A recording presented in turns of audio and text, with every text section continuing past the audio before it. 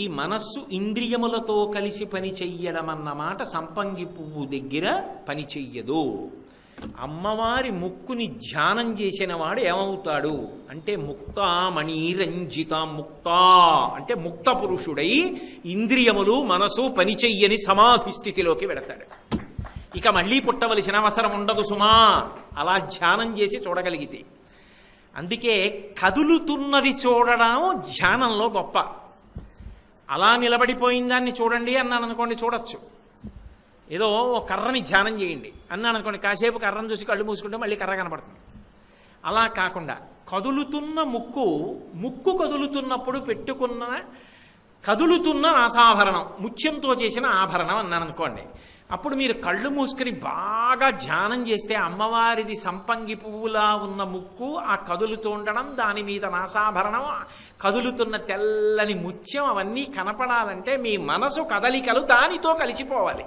అంటే దానితో లయమైపోయి సమాధి స్థితిని పొందితే ఇప్పుడు ఏమైంది? భ్రామరీ రూపమునందు లయమైపోయింది. ఈ తుమ్మెద లేదు ఇంకిక్కడ, ఈ మనస్సు ఇంద్రియములు లేవు. లేకుండా సమాధి స్థితిలో తాను ఆ తుమ్మెదయందు ఐక్యమైపోయాడు, ఆ భ్రామరీ రూపమునందు ఐక్యమయ్యాడు. అందుకే ఇది ధ్యానమునందు వచ్చేటటువంటి పరమ ప్రయోజనం. నువ్వు అలా ధ్యానం చెయ్యగలిగితే ఒక్కసారి శ్రీశైలం వెళ్ళి భ్రమరాంబ యొక్క మూర్తిని బాగా చూసి నువ్వు అలా కదులుతున్నటువంటి ముక్కుని, నాసాభరణాన్ని, ఆ ముత్యాన్ని ధ్యానము చెయ్యగలిగితే లోపల కదిలినటువంటి ఆనంద ధార చేత నువ్వు సమాధి స్థితిని పొందుతావు. పైగా ఆ క్షేత్రం అనుకున్న గొప్పతనం ఏమిటి? మనసు లయం అవుతుంది ఆ క్షేత్రంలో. అందుకే కదా శ్రీశైల శృంగే వివిధ ప్రసంగే శేషాద్రి శృంగే సదా వసంతం తమర్జునం మల్లిక పూర్వమేనం శ్రీశైల శృంగకు హరేషు కదోపలప్సే సిద్ధిం తథా విధమనో విలయం సమాధౌ గాత్రం యదా మమలతాః పరివేషయంతి కర్ణే యదాః విరచయంతి ఖగాశ్చ నీడాస్. అది ఎంత గొప్ప సమాధి స్థితికి వెళ్ళిపోతుంది అంటే, తీగ పక్కకి నేను వెళ్ళి కూర్చుంటే తీగ చుట్టుకోదు, పక్కనున్న పుల్ల ముక్కను చుట్టుకుంటుంది. వీడు కదిలి వెళ్ళిపోతాడని దానికి తెలుసు, చుట్టుకోదు. వీడు కదలడు, సమాధి స్థితిలో ఉన్నాడని తీగలు చుట్టుకుంటాయి. తీగలు చుట్టుకోగానే పక్షులు నమ్ముతాయి వీడు కదలడని. చెవుల్లో పుల్లలు పెడతాయి, పుల్లలు పెట్టి గూళ్ళు కడతాయి, గూళ్ళు కట్టి గుడ్లు పెట్టి పొదిగి పిల్లల్ని చేసి తెల్లవారేటప్పటికీ భృంగావళీచమ కరంద రసాను విద్ద జంగా రగీత నినదై సహసేవనాయ అన్నట్టుగా అరుపులు కేకలు మొదలు పెడతాయి. అయినా వీడు మాత్రం అలా ధ్యానంలో సమాధి స్థితిలో ఉంటాడు. ఆ స్థితి శ్రీశైలంలో వస్తుంది. ఆ శ్రీశైలంలో అమ్మవారి ముక్కుని, నాసాభరణాన్ని ధ్యానం చేసిన వాడు ముక్త పురుషుడవుతాడు సుమా.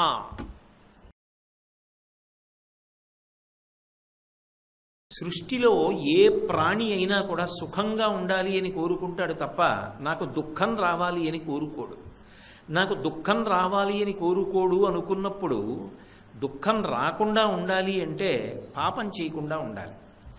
సుఖమే రావాలి అంటే కేవలము పుణ్యకర్మలు మాత్రమే చెయ్యాలి. ఇది తెలిసిండి ఇప్పుడు నేను నా జీవితాన్ని దిద్దుకుని భగవతి ఏ విధంగా నిర్దేశించిందో అటువంటి ధర్మపథంలో ప్రయాణం చెయ్యడానికి నేను సిద్ధపడినప్పటికీ గత జన్మలలో నేను చేసినటువంటి కర్మల యొక్క ఫలితం ఎలా పోతుంది? అది నన్ను ఇబ్బంది పెడుతూనే ఉంటుంది కదా. అది నేను తెలియక చేశాను, కానీ దాని ఫలితం ఇప్పుడు అనుభవించాలి కదా. దాన్ని మరి ఆవిడ తీయకపోతే ఎలా అంటే, ఆవిడ తీయకపోతే కర్మ కన్నా ఈశ్వరుడు గొప్పవాడు కాదు. లేదా మీరు స్త్రీ రూపంగా భగవంతుణ్ణి చెప్తే కర్మల కన్నా ఈశ్వరి గొప్పది కాదు. కర్మల కన్నా ఈశ్వరి గొప్పది అని నేను చెప్పాలి అంటే ఈశ్వరి ఏం చేయగలిగి ఉండాలి? గత జన్మలలో నేను తెలిసో తెలియకో పాపం చేసినా ఇప్పుడు బుద్ధి తెచ్చుకొని ధర్మపథంలో ప్రయాణించడానికి నేను సిద్ధపడి, ఆవిడ ఉన్నది, ఆవిడ చూస్తోంది, ఆవిడ ఇచ్చిన శక్తిని నేను దుర్వినియోగం చెయ్యకూడదు అని నిర్ణయం చేసుకుంటే ఆవిడ నన్ను అనుగ్రహించి నేను గత జన్మలలో చేసినటువంటి పాపముల యొక్క ఫలితాన్ని దుఃఖ రూపంలో ఇచ్చేటప్పుడు దాన్ని తగ్గించి దాని వలన నేను భగవంతుని యొక్క పాదముల నుండి విస్మృతి పొందకుండా ఇంత దుఃఖం వచ్చేసింది అన్న బాధలో నేను భగవంతుణ్ణి మరిచిపోవలసిన అగత్యము కలగకుండా నన్ను పొదివి పట్టి కాపాడాలి. అలా కాపాడితే నేను చేసిన కర్మ ఫలితాన్ని తగ్గించగలిగినటువంటి ఈశ్వరత్వము ఆమె యందున్నది. అది కర్మఫల ప్రదాత. అది పునర్జన్మ సిద్ధాంతంలో ప్రధానమైనటువంటి సిద్ధాంతం. ఆమె పునర్జన్మని ఇచ్చేటప్పుడు కానీ, సుఖదుఖములను ఇచ్చేటప్పుడు కానీ, మాయని తొలగించినప్పుడు కానీ, జ్ఞానమిచ్చినప్పుడు కానీ, మోక్షమునకు పంపినప్పుడు కానీ ఆమె సర్వస్వతంత్రురాలు. ఎవరు ఆమె వైపుకి తిరిగి పరమ భక్తితో, అమ్మా నువ్వు చెప్పినట్టు బ్రతకాలనుకుంటున్నాను, పైకి ఏదో ఆవిడికి ఆ పువ్వులు తెచ్చాను, అది తెచ్చాను, ఇది తెచ్చాను కాదు, భక్తితో ఆమె వైపుకి తిరిగి నమస్కరిస్తే శకుర్ణత్వానత్వా కథమివ సతాం సన్నిధదతే అంటారు శంకరులు సౌందర్యలహరిలో. ఆ భావన కలిగిన వాడు ఒక్కసారి నమస్కారం చేసిన ఆవిడ పరవశించిపోతుంది. అలా ఎవరు నమస్కరించాడో వాడు గత జన్మలలో చేసిన కర్మల యొక్క ఫలితములను ఇచ్చేటప్పుడు వాడు పరమ దుఃఖాన్ని పొంది తన పాదముల నుండి విస్మృతి పొందకుండా ఆమె పొదివి పట్టి కాపాడగలదు. 2, ఇక జన్మ పరంపర నుండి ఆమె విడుదల ఇవ్వగలదు. ఆమె మాయాస్వరూపిణి కనుక మాయయందు తిప్పకుండా ఏది సత్యమో అది ఎరుకలోకి వచ్చేటట్టుగా చెయ్యగలిగిన తల్లి కూడా ఆవిడే. అందుకే అమ్మవారిని ఎరుపుతో సంకేతిస్తూ ఉంటారు. అరుణాం కరుణాతరంగితాక్షీం అని. ఆవిడ ఎరుపు, ఆవిడ కట్టుకున్న బట్ట ఎరుపు, ఆవిడ పెట్టుకున్న బొట్టు ఎరుపు, అంత ఎరుపుతో సంకేతించి సర్వారుణ అంతా ఎరుపే. ఎందుకు ఆ ఎరుపు అంటే ఎరుపు మార్పునకు సంకేతం. తెల్లవారుజామున ఆకాశం ఎరుపెక్కిందనుకోండి, చీకటి పోయి వెలుగొస్తోంది అని గుర్తు. మధ్యాహ్న కాలమునందు కించిత్ తెరుపు కనపడిందనుకోండి, సూర్యుడు మధ్యందిన మార్తాండుడై ప్రకాశిస్తున్నాడు, ఇక పశ్చిమానికి ఒరుగుతాడు, తేజస్సును ఉపసంహరిస్తాడని గుర్తు. ప్రదోష వేళలో ఆకాశంలో ఎరుపు కనపడిందనుకోండి, వెలుతురు వెళ్ళిపోతోంది, చీకటి వస్తోందని గుర్తు. ఎరుపు ఎప్పుడొచ్చినా అది చైతన్యానికి గుర్తు, ప్రాణానికి గుర్తు, మార్పునకు గుర్తు. అమ్మవారి అనుగ్రహం కలిగిన వాడెవరుంటారో వారిలో ఒక మార్పు వస్తుంది. కష్టానికి విచలితుడైపోకుండా ఈ కష్టాన్ని నేను తట్టుకోలేకపోతున్నాను అంటే ఎంత పాపకర్మ చేశాను, కాబట్టి ఇక మళ్ళీ మళ్ళీ అటువంటి పాపముల జోలి మనవద్దు, మనం ధార్మికంగా బ్రతుకుదామని రూఢం చేసుకుని బ్రతకగలిగినటువంటి స్థితిని పొందగలిగినటువంటి అధ్యవసాయముతో కూడుకున్న మనస్సుని మార్పుతో ఇవ్వగలిగిన తల్లి ఎవరు అంటే ఆమెయే. దానికి ప్రాతిపదిక ఏమి? భక్తితో ఆమె వంక తిరిగి నమస్కరించడం. భక్తి అన్న మాటకు అర్థమేమి? పరిణతి పొందిన భక్తి ధర్మము. విశ్వాసంతో నాలో ఒక మార్పు రావాలి, నేను ఈ జన్మ నిరర్ధకం చేసుకుంటే వేరొక్కసారి మనుష్య ప్రాణి కాకుండా ఇంకొక శరీరంలోకి వెడితే శాస్త్రాన్ని పట్టుకోలేను, గురువుని పట్టుకోలేను, అనుష్ఠానం చెయ్యలేను, విషయం తెలుసుకోలేను, ఆచరణలోకి తెచ్చుకోలేను, కోట్ల జన్మలు పాడైపోతాను. కాబట్టి ఈ జన్మలో ఉండగానే నేను ఇల్లు చక్కపెట్టుకోవాలి. దీపం ఉండగా ఇల్లు చక్కపెట్టుకోకపోతే తర్వాత వగచి ప్రయోజనం ఉండదు అని ఎవడు పరితాపమును పొందాడో అటువంటి వాణ్ణి తన వైపుకి తిప్పి ఈశ్వరుని యందు కలుపుతుంది. అలా కలపగలిగిన తల్లి కాబట్టి ఆమె జగత్ సంరక్షణ చేస్తుంది. రక్షణ అంటే పరిపాలన, ఆ తిప్పగలిగినటువంటి శక్తి. అంతేకాదు, సృష్టి అంటే పునర్జన్మ ఇవ్వడం, లయ, మళ్ళీ ఆ శరీరం విడిచిపెట్టి జీవుడు వేరొక శరీరంలోకి వెళ్ళిపోతూ ఉండడం, జనన మరణ చక్రంలో తిప్పడం, అదే మాయ. మహామాయా విశ్వం భ్రమయసి పరబ్రహ్మ మహిషి. సంసార చక్రము అంటే గృహస్థాశ్రమంలో ఉండి భార్యాబిడ్డలతో ఉండడము అన్న ఒక్కటే అర్థం లేదు. సంసార చక్రము అంటే జనన మరణ చక్రమునందు తగులుకొని ఉండుట, అలా తిరుగుతూ ఉండడం. అందుకే శంకరాచార్యులు వారు శివానందలహరి చేస్తూ గళంతీ శంభోత్వచ్చరిత సరిత కిల్బిషరజో దళంతీ ధీకుల్యాసరణిషు పతంతీ విజయతాం దిశంతీ సంసార భ్రమణ పరితాపోపశమనం వసంతీ మచ్చేతో హృదభవి శివానందలహరి అంటారు. సంసార భ్రమణ పరితాపోపశమనం అన్నారు. సంసార పరిభ్రమణము అంటే జనన మరణ చక్రమునందు జీవుడు ఒక శరీరాన్ని పుచ్చుకోవడం, కొన్నాళ్ళకు వదిలేయడం, మళ్ళీ ఇంకో శరీరంలోకి వెళ్ళడం, మళ్ళీ పుచ్చుకోవడం, అలా తిరుగుతూనే ఉండడం.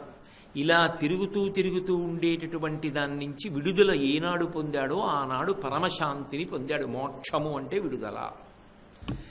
దాని వైపుకు తీసుకెడుతుంది. అందుకే సృష్టికర్త్రి బ్రహ్మరూప గోప్త్రీ గోవిందరూపిణి సంహారిణి రుద్రరూపాతిరోధానకరీశ్వరి. ఆ తల్లి సృష్టి నుంచి మోక్షం వరకు చేస్తుంది. ఆమె ఇవ్వాలి అని అనుకున్నప్పుడు అడగడం మనకి చేత కాదు. ఆమె ఏదైనా ఇవ్వగలదు. అందుకే ఆమెకి కామకోటి అని పేరు.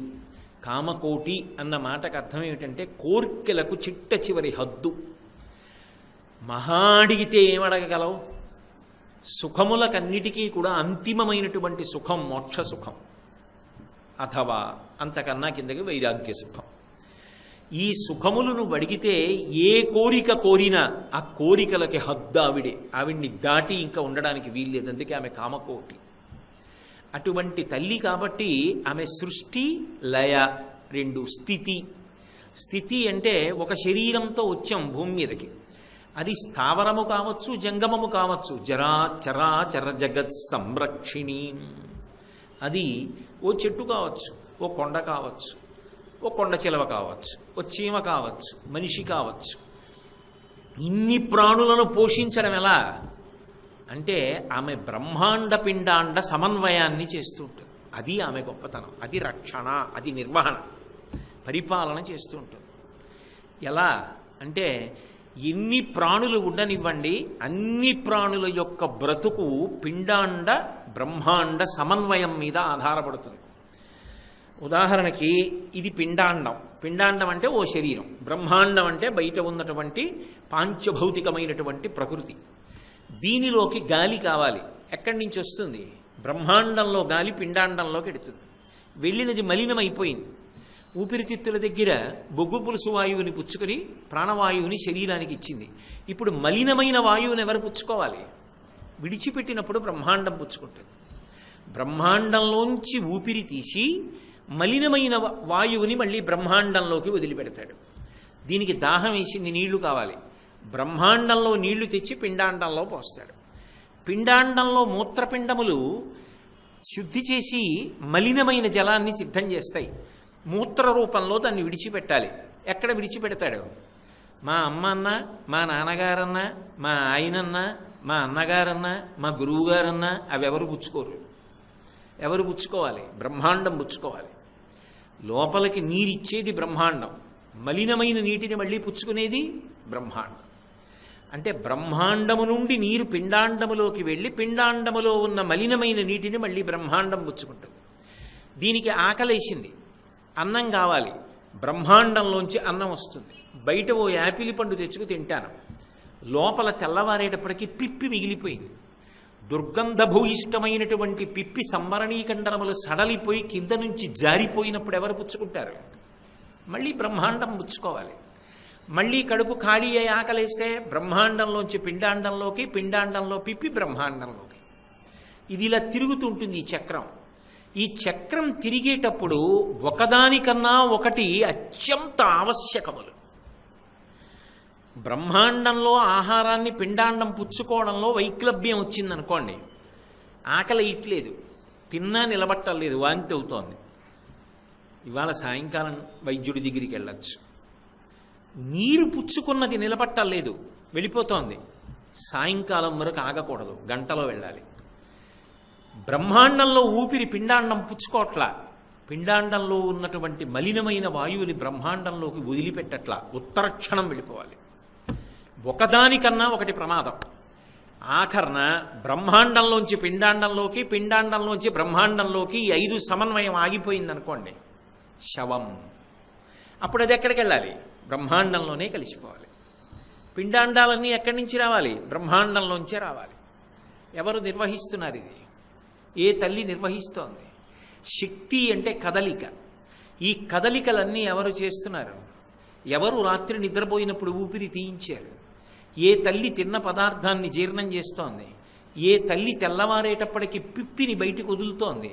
ఒక్క పనసపండు తీసుకొచ్చి ఇంట్లో పెడితే వాసన ఇల్లంతా తెలుస్తుంది. దుర్గంధభూయిష్టమైన పదార్థము లోపల ఉంటే నవరంధ్రములతో కూడిన శరీరంలోంచి ఎక్కడ మలినమైనటువంటి వాసన బయటికి రాకుండా ఏ తల్లి శాసనం చేసి కాపాడుతోంది.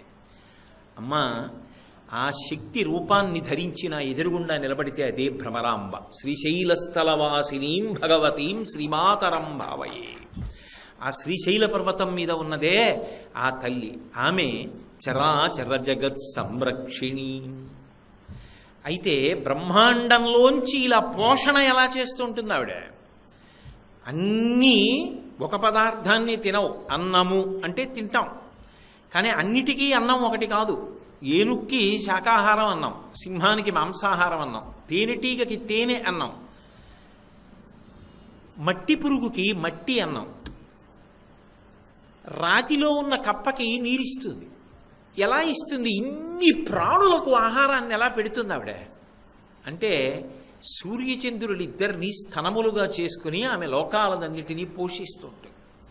పోషణ భారమంతా సూర్యచంద్రుల ద్వారా నడుస్తూ ఉంటుంది. అందుకే మహాభారతం వనపర్వంలో ఎంతోమందికి అన్నం పెట్టవలసి వచ్చినప్పుడు అంతమంది బ్రాహ్మణుల్ని ఆదరించవలసి వస్తే ధర్మరాజు గారి సూర్యోపాసన చేసి అక్షయ పాత్రని పొంది దాని ద్వారా అంతమందికి అన్నం పెట్టాడు. అన్నదాత ఆదిత్యుడు.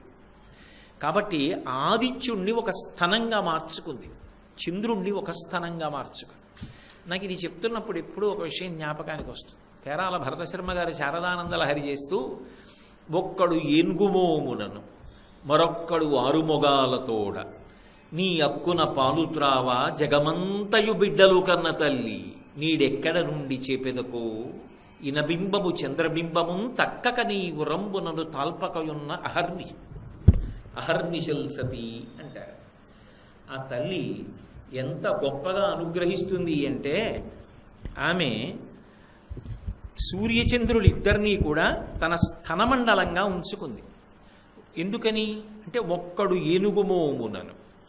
ఆమె కుమారుల్లో వినాయకుడు సుబ్రహ్మణ్యుడే ఉంటారండి అంటే మరి నాకు ఆవిడమ్మే, మీకు ఆవిడే అమ్మ. ఆ బ్రహ్మకీట జనని, చీమకి ఆవిడే తల్లి. ఒకడేమో ఏనుగు తలకాయతో తాగుతున్నాడు పాలు, ఎప్పటికడుపు నిండుతుంది. రెండో వాడేమో 6 ముఖాలతో తాగుతున్నాడు సుబ్రహ్మణ్యుడు, ఎప్పటికడుపు నిండుతుంది. అమ్మా, మరి వాళ్ళిద్దరికే పాలిచ్చి పోషిస్తే మమ్మల్ని అందరినీ ఎలా పోషిస్తావో అంటామేమోనని సూర్యచంద్రులిద్దరినీ కూడా తన స్థనములుగా మార్చుకుని ఆ తల్లి జగత్తునంతటినీ కాపాడి అన్నం పెడుతోంది అన్నపూర్ణయ్యి. అటువంటి తల్లి కనుక ఆమె చరాచర జగత్ సంరక్షిణి. ఇన్ని ప్రాణులను కాపాడడం, ఇన్ని ప్రాణులకు అన్నం పెట్టడం అంటే ఆ అమ్మకి చెల్లింది. ఇందరి కర్మఫలాలను చూస్తూ ఇంతమందిని అనుగ్రహిస్తూ శరణాగతి చేసిన వాళ్ళని మరింత తొందరగా అనుగ్రహిస్తూ సాధన చేసినటువంటి వాణ్ణి ఒక్కొక్క మెట్టు పైకెక్కిస్తూ పునర్జన్మ చక్రం నుంచి తప్పించగలిగినటువంటి ఆ తల్లి ఉన్నదే ఆమె చరాచర జగత్ సంరక్షిణి. తత్పదాం. తత్ అన్న శబ్దము ఎవరి పట్ల అన్వయమవుతుందో ఆ అన్వయమవుతున్నది ఒక రూపాన్ని పొందితే ఆమెయే భ్రమరాంబ. సాధారణంగా పరబ్రహ్మాన్ని చెప్పవలసి వచ్చినప్పుడు తత్ శబ్దం చేత చెప్తారు. అందుకే తత్వమసి మహావాక్యం. తత్వమసి అంటే తత్ అది, అది అంటే పరబ్రహ్మం. త్వం నేను లేదా నువ్వు, ఇలా అంటే నువ్వు, ఇలా అంటే నేను, రెండూ మాత్రం వేరు కాదు, ఒకటే. మీరు నేనన్నప్పుడు ఇలా చూపించాలి, నేను నేనన్నప్పుడు ఇలా చూపించాలి, కానీ నువ్వు అన్నప్పుడే ఇలా చూపించాలి. ఆ మధ్యలోనే సముద్రాలన్నీ వస్తాయి. మీరు నేనన్నప్పుడు ఎక్కడ చూపించారో నేను నేనన్నప్పుడు అక్కడే చూపించినప్పుడు నిజానికి ఇక్కడున్నది అక్కడున్నది ఒక్కటే అనుకుంటే అసలు మాయంతా పోయింది. కానీ ఇక్కడ నేను, అక్కడ నువ్వు, ఈ నేను బాగుండాలి, ఆ నువ్వే ఏమైపోయినా పర్లేదు, అండంలోనే సంసార చక్రం అంతా వచ్చింది. కాబట్టి అది ఆ తల్లి యొక్క వైభవం. ఆ తత్ ఆవిడుందే, ఆ పరబ్రహ్మం ఉన్నదే. పరబ్రహ్మం అంటే ఎవరు? పరబ్రహ్మం అంటే బాగా జ్ఞాపకం పెట్టుకోవలసినటువంటి లక్షణం ఆద్యంతములు లేనిది.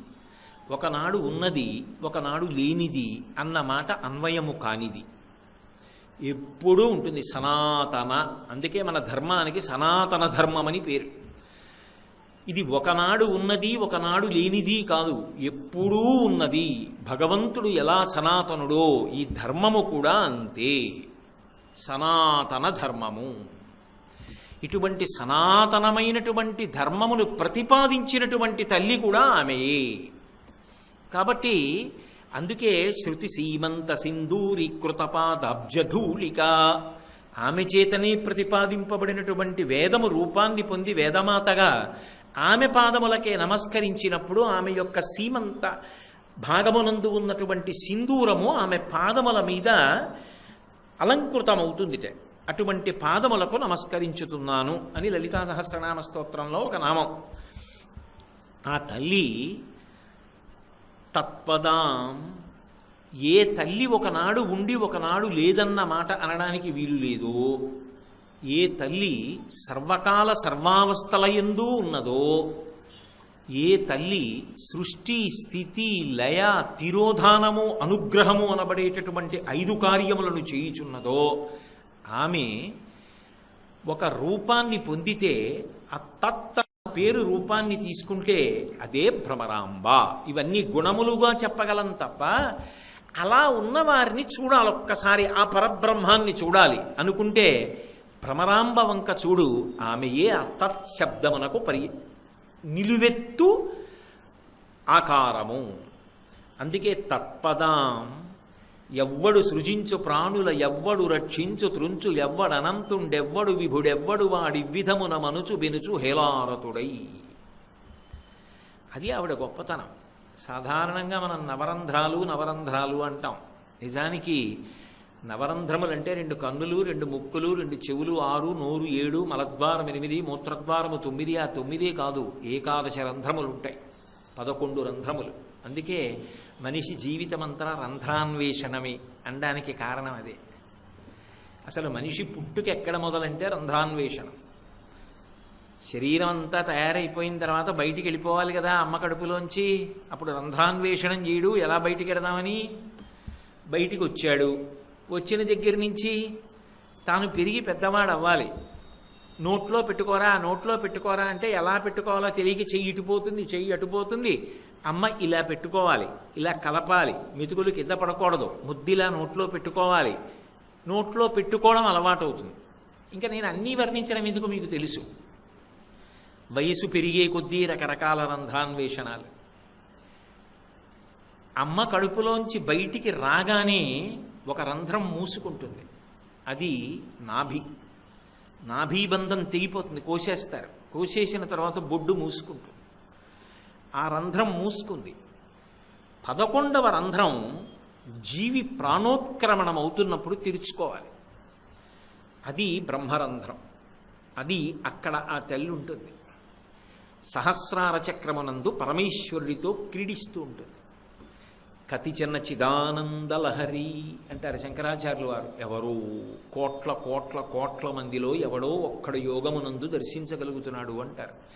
వివేకానందుడి వంటి మహాత్ములు ఊర్ధ్వముఖ చలనం చేసి ప్రాణములను నిర్భయంగా చిట్ట చివర శరీరం నుంచి విడుదల పొందాలనుకున్నప్పుడు బ్రహ్మరంధ్రాన్ని భేదించి బయటికి ఎడతారు.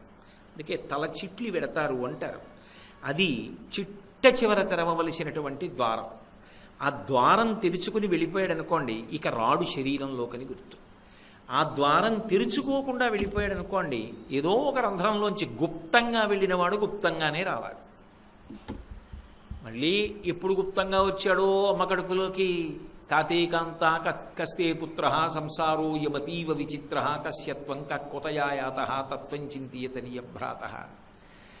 అమ్మ కడుపులో అంత అద్భుతమైనటువంటి రీతిలో ఆ శరీరము తయారవుతుంది. చర్మము, రక్తము, మాంసము, కొవ్వు, అస్థి, శుక్ల, మేధ అనబడేటటువంటి 7 పదార్థములతో 9 నెలల పాటు శరీరాన్నంతటినీ నిర్మాణం చేసి అందులో ఏ పాపపుణ్యములను అనుభవించడానికి, ఏ సుఖదుఖముల రూపంలో అనుభవించాలో ఆ జీవి వెళ్ళడానికి శాసనం చేసి కడుపులో ఉన్నటువంటి శరీరములోకి ప్రవేశం చేయిస్తుంది ఆవిడ. అప్పుడు వాడు బయటికి వస్తాడు. ఆవిడ అనుగ్రహం ఉన్నదా? వాడు ఎందుకు వచ్చాడో వాడు తెలుసుకోగలిగాడా? చిట్ట చివర ఈ రంధ్రాన్ని భేదించి బయటికి ఎడతాడు. అందుకే మాడు మీద కొట్టకండ్రా అంటుంటారు మన వాళ్ళు. ఎందుకంటే ఆ తలుపు తట్టే తలుపు కాదు, వాడంతట వాడు తెరుచుకుని వెళ్ళవలసిన తలుపు. కాబట్టి ఆ తల్లి ఇలా ఎన్ని ప్రాణులను సృష్టిస్తోందో, ఎంత గొప్పగా అసలు అటువంటి నిర్మాణ ప్రక్రియ లోపల చేస్తోందో. ఎవ్వడు సృజించు ప్రాణుల ఎవ్వడు రక్షించు త్రుంచు ఎవ్వడనంతుండెవ్వడు విభుడెవ్వడు వాడివ్విధమున మనుచు బెనుచు హేలారతుడై అంటారు. ఎవరు సృష్టిస్తున్నారు ఇవన్నీ? ఎలా నిలబెడుతోంది? వెళ్ళిపోయేటప్పుడు ఆఖరి ఊపిరి వరకు అలజడి అలజడి అలజడి అలజడి, నావాళ్ళు నావాళ్ళు నావాళ్ళు, వదిలేస్తున్నానేమో, ఏమైపోతుందో, పక్కన నించున్నవాడికి బాధ, వెళ్ళిపోతున్నవాడికి బాధ. ఆ ఊపిరి అయిపోయింది అనుకోండి, ఎవరు రానివ్వండి, సంబంధం లేదు, తెగిపోయింది అంతే జీవుడికి. అంతే, ఇంకొక శరీరంలోకి వెళ్ళిపోతున్నాడు. ఎవరు నిర్వహిస్తున్నారు దీన్ని? ఇదంతా నిర్వహణ చేసేటటువంటిది ఒకనాడు ఉండి ఒకనాడు లేనిది కాదు, ఎప్పుడూ ఉన్నది. ఒక అద్భుతమైన శక్తి దీన్ని నిర్వహిస్తోంది. అన్ని వేళలా మీకు మనుష్యులు కనపడకపోవచ్చు. నేను ఇప్పుడు ఇక్కడికి వచ్చేటప్పటికీ ఈ వేదిక మీద ఓ ఎర్ర తివాచీ వేసి, ఈ బల్ల వేసి, నేను మాట్లాడినప్పుడు బిగ్గరగా మీకు వినపడడానికి వీలైనటువంటి రీతిలో ఈ ధ్వని సంబంధమైనటువంటి యంత్రములను అమర్చి సిద్ధం చేశారు. ఇవన్నీ ఉన్నాయి అంటే వీటిని సిద్ధం చేసిన వాళ్ళు ఎవరో ఉన్నారా లేదా? ఇవి ఉన్నాయి అంటే వీటిని ఇక్కడ పెట్టిన వాళ్ళు ఒకళ్ళు ఉన్నారు. ఇంత కార్యక్రమం జరుగుతోంది అంటే, సూర్యచంద్రులు ఉదయిస్తున్నారంటే, భూమి తిరుగుతోందంటే ఇది చేయిస్తున్న వాళ్ళు ఒకళ్ళు ఉన్నారు. వాళ్ళే తత్పదము చేత నిర్ణయింపబడతారు. ఆ తత్పదము యొక్క వైభవం వర్ణింపబడుతుంది తప్ప అసలు ఇలా ఇన్ని బ్రహ్మాండములను ఇంత అద్భుతంగా నిర్వహించేటటువంటి ఆ తత్తనబడేటటువంటి శబ్దం ఉన్నదే, ఆ శక్తి అంతా ఒక రూపాన్ని పొంది మాంసచక్షువుతో నేను చూడడానికి వీలుగా నాకు కనపడితే బాగుండు అని నేను అనుకుంటే, నేను శ్రీశైలం వెళ్ళి భ్రమరాంబ ఆలయం ముందు నిలబడితే ఆ లోపల తల్లి నాకు దర్శనమిస్తే అదిగో ఆమెయే తత్పదం. అందుకే ఆ తల్లి ఎవరు అంటే తత్పదాం. అంతేనా? చరాచర జగత్ సంరక్షిణీం తత్పదాం చించత్యం పకనాసికాగ్ర విలసన్ ముక్తామణీరంజితాం. ఎక్కడ వేసేస్తారో శంకర భగవత్పాదులు అద్భుతమైనటువంటి మాటలు ఇస్తారు. చించత్యం పకనాసికాగ్ర విలసన్ ముక్తామణీరంజితాం. ముక్తామణి, ముత్యం ఆవిడ యొక్క ముక్కు దగ్గర మెరుస్తోందిట. విలసత్, కాంతితో రంజితాం, ప్రకాశిస్తోంది. ముక్కుకి నాసాభరణం అంటారు, ముక్కుకి ఆభరణం పెట్టుకుని ఉంది, అది ముత్యం, అందులో అనుమానం లేదు. అందుకే ముక్తామణీరంజితాం, ముత్యం పెట్టుకుని ఉంది. అయితే శంకరాచార్యులు వారు సౌందర్యలహరి చేసినప్పుడు అమ్మవారి ముక్కుని ఇలా చెప్పలేదు. ఇక్కడ చెంచత్యం పకనాసికాగ్ర విలసన్ ముక్తామణీరంజితాం అన్నారు. కేవలం ముక్కు కాదు, ముక్కుతో పాటు కదులుతున్నటువంటి ముత్యం ఇక్కడ చెప్తున్నారు. చంపకం అంటే సంపంగి పువ్వు. ఏ సంపంగి పువ్వు? ఆకుపచ్చ సంపంగి కాదు, సింహాచల సంపంగి అంటారే, పసుపు ఎరుపు రంగులలో ఉంటుంది, ఆ సంపంగి పువ్వు గురించి చెప్తున్నారు. సౌందర్యలహరిలో అయితే ఇలా చెప్పలేదు. అసౌ నాసా వంశస్తు హినగిరి వంశధ్వజపటి త్వదీయో నేదీయ ఫలతు ఫలమస్మాకముచితం వహత్యం తర్ముక్త శిశిరకర నిశ్వాసగళితం అంటూ ఆ హిమవంతుని యొక్క వంశాన్నంతటినీ వెదురు బొంగుతో చెప్పి, ఆ వెదురు బొంగులా ఉన్నటువంటి అమ్మవారి ముక్కుని అని పోల్చారు. వెదురు బొంగులో ముత్యాలు ఉంటాయి అని పురాణముల యందు చెప్పబడింది. నేను చూశానా అని అడక్కండి, శంకరాచార్యులు వారు చెప్పిన స్తోత్రంలోంచి నేను చెప్తున్నాను. అసౌ నాసావంశస్తు హినగిరి వంశధ్వజపటి సమృద్ధ్యాయత్తాసా బహిరపి సముక్తామణిధర. ముక్తామణిధర అక్కడ కూడా అదే చెప్పారు. కానీ సంపంగి పువ్వు చెప్పలేదు, వెదురు బొంగు చెప్పారు. అయితే మీరు ఒకటి ఆలోచించండి, ముక్కు వెదురు బొంగులా ఉండి అందులో ముత్యం ఉంది, శిశిరకర నిశ్వాస గళితం అన్నారు. మళ్ళీ ఆ చెప్పేటప్పుడు కూడా చంద్ర సంబంధమైన ముక్కు కన్నంలోంచి ఆ ముత్యం బయటికి వచ్చి లోపలికెడుతోంది అన్నారు. చంద్ర సంబంధమైన ముక్కు కన్నం ఏది? ఎడం ముక్కు. కుడి ముక్కు సూర్య సంబంధం. ఇడ పింగళ సుషుమ్న కదా, మధ్యలోని సుషుమ్న. ఎడమ చంద్ర సంబంధం. చంద్ర సంబంధమైనటువంటి ముక్కు కన్నంలోంచి ఊపిరి బయటికి వస్తోంది అన్నటువంటి మాట యోగ సంబంధమైనటువంటి మాట. ఎందుకని అంటే శిశిరకర నిశ్వాస గళితం. అది మనం ప్రయత్నపూర్వకంగా చూద్దాము అంటే కుదిరే విషయం కాదు అని యోగశాస్త్ర ప్రతిపాదన. నేను పరమ ప్రశాంతమైనటువంటి స్థితిలో, ధ్యానంలో, సంతోషంతో, అనురాగంతో, ప్రేమతో, కారుణ్యంతో ఉన్నాననుకోండి, అప్పుడు నాకు తెలియకుండా ఊపిరి కుడిముక్కులోంచి వెళ్ళి ఎడమ ముక్కు రంధ్రంలోంచి బయటికి వస్తుంది అని. శిశిరకర నిశ్వాస గళితం. ఎడమ ముక్కు కన్నంలోంచి బయటికి వస్తోందట అమ్మవారికి. అది చంద్ర సంబంధం కదా, చల్లగా ఉంటుంది కదా, అందులో ఉంది ముత్యం. లోపలికి పెట్టుకుంది ఆవిడ. ఆ ఊపిరి వదిలినప్పుడు ఆ ముత్యం ఏం చేస్తోందంటే బయటికి వచ్చి మళ్ళీ ఊపిరి తీసినప్పుడు లోపలికి వెళ్ళిపోతుంది. అది కనపడక కదులుతున్నటువంటి ముత్యం. ఎందుకని? వెదురు బొంగులో ముత్యాలు ఇప్పుడు కనపడతాయి అంటే వెదురు కర్ర నరికేసి పగలగొడితే ముత్యాలు కనపడాలి. అలా అంటే అమంగళకరం కదా. అందుకే శిశిరకర నిశ్వాస గళితం. ఊపిరి వదిలిపెట్టినప్పుడు ఆ ముత్యం బయటికి వచ్చి లోపలికెడుతోంది అన్నారు. ఇక్కడికి వచ్చేటప్పటికి వెదురు బొంగుతో చెప్పాల. ఎందుకనంటే మీరు కొంచెం జాగ్రత్తగా ఆలోచించండి. వెదురు బొంగు మీద ముత్యం పెడితే పెద్ద కాంతి ఏం ఉండదు, అంత అందంగా ఏం కనపడుతుంది. వెదురు బొంగు తీసుకొస్తే దాని మీద ముత్యం పెడితే ఏం అందంగా కనపడుతుందండి? ఏమందం ఉంటుంది అందులో? పోలికకి యోగశాస్త్రానికి వాటికి అబ్బో అద్భుతం, చాలా గొప్ప విషయం, నేనేం కాదంటే. మహానుభావుడు శంకర భగవత్పాదులకి పేరు పెట్టగలిగినంత మొనగాడినా నేను కాదు, కానీ వర్ణనకి చెప్తున్నాను. కానీ లలితా సహస్రనామ స్తోత్రంలో వ్యాస భగవానుడేమన్నాడు? తారాకాంతి తిరస్కారినాసాభరణ భాసురా అన్నాడు. అదేమి మామూలుగా ఉండదయా, నక్షత్రముల యొక్క కాంతిని తిరస్కరిస్తుంది. అంటే నక్షత్రముల యొక్క కాంతులు వెలవెలబోతాయి. దేనికి అంటే ఆవిడ ముక్కుకి పెట్టుకున్నటువంటి ముత్యపు కాంతుల ముందు ఆ కాంతులు వెలవెలబోవాలి. అంటే వెదురు బొంగు మీద ముత్యం పెడితే ఇంత కాంతిగా కనపడుతుందని చెప్పడం కుదురుతుందా? లోపల నుంచి బయటకు వచ్చి వెళ్ళిపోతున్నప్పుడు యోగ సంబంధానికి బాగుందేమో కానీ ఈ మాటకి ఈ మాట ఎలా కుదురుతుంది? పైగా భ్రమరాంబ విషయంలో దీనికి అన్వయం అంత బాగా ఎలా కుదురుతుంది అనుకున్నారు శంకరులు బహుశా. అందుకే ఇక్కడికి వచ్చేటప్పటికి వెదురు బొంగుతో పోలిక పెట్టాల అమ్మవారి ముక్కుకి. చించెత్యం పకనాసికాగ్ర విలసన్ముక్తామణిరంజితాం. సంపంగి పువ్వుతో పోల్చారు. సంపంగి పువ్వుతో ఎందుకు పోల్చాలి అంటే సంపంగి పువ్వు కొంచెం ఇలా ముద్దగా ఉంటుంది. కొంచెం ఒక్క రేకో రెండు రేకులో విచ్చుకున్నాయి అనుకోండి, మీరు ముచిక పట్టుకుని ఇలా పెట్టారనుకోండి, కొంచెం ముక్కు పుటాలు అదిరి పడుతూ ఇలా ముక్కు కన్నాలు బాగా తెరుచుకుంటే ఎలా ఉంటుందో అలా ఉంటుంది. అప్పుడు అలా వెదురు బొంగు ఉండదు. అందుకే సంపంగి పువ్వు అయితే ఇలా ముచిక పట్టుకున్నప్పుడు అటు ఇటు రేకులు విచ్చుకుంటే నాసాపుటములు అదిరిపడుతున్నటువంటి ముక్కులా ఉంటే కదులుతున్న ముక్కు ముత్యంలా ఉంటుంది. అయితే ఈ సరదా ఏమిటి? ఎందుకు ఆ ముత్యం గురించి అంత కష్టపడి చెప్తున్నారు?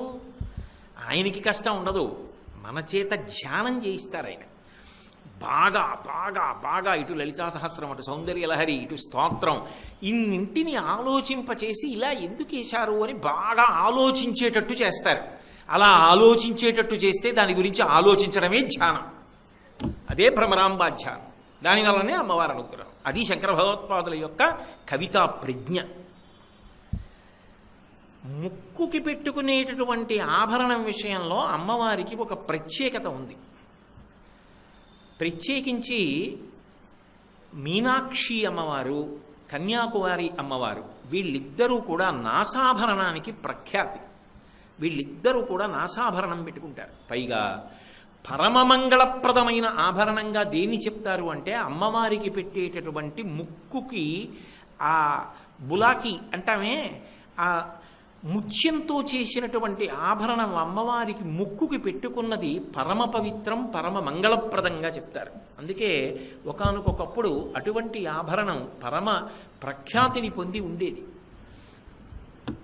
ఇప్పుడు సంపంగి పువ్వుతో ఎందుకు పోల్చి చెప్తున్నారు శంకరులు? మీకు చెప్పా ఇందాక. ఒకటి, నాసాభరణమునందు ప్రఖ్యాతి వహించినటువంటి మూర్తులు ఉన్నాయి అమ్మవారివి, మీనాక్షి, కన్యాకుమారి, ఇటువంటివి. అంతేకాదు, నిజానికి రక్షణ అనేటటువంటిది విష్ణుశక్తి. ఆ విష్ణుశక్తికి వైష్ణవీ శక్తికి అభేదం.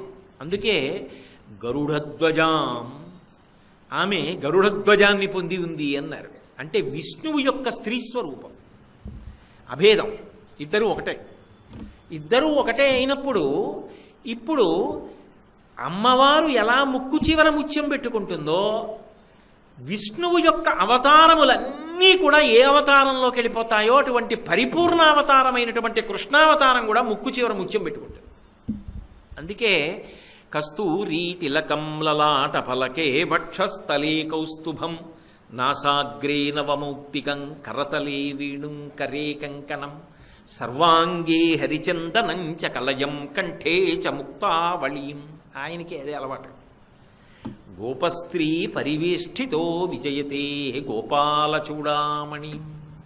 ఇక్కడ ఈవిడ దగ్గరికి వచ్చేటప్పటికీ ఈవిడ చుట్టూ శ్రీనాథధృతపాలిత త్రిభువనాం శ్రీచక్ర సంచారిణీం గానాసక్త మనోజ్ఞ యవ్వన లసద్గంధర్వ కన్యావృతాం దీనానామతివేల భాగ్యజననీం దివ్యాంబరలంకృతాం శ్రీశైలస్థలవాసినీం భగవతీం శ్రీమాతరం భావయే. కృష్ణుడు ఎలా పెట్టుకుంటాడో అలా ఈవిడే పెట్టుకుంటాడు. అంటే ఇద్దరి యందు అభేదతత్వం, అలంకారం. అందుకు నా ముత్యం గురించి ఇక్కడ అంత ప్రత్యేక ప్రస్తావన చేస్తున్నారు.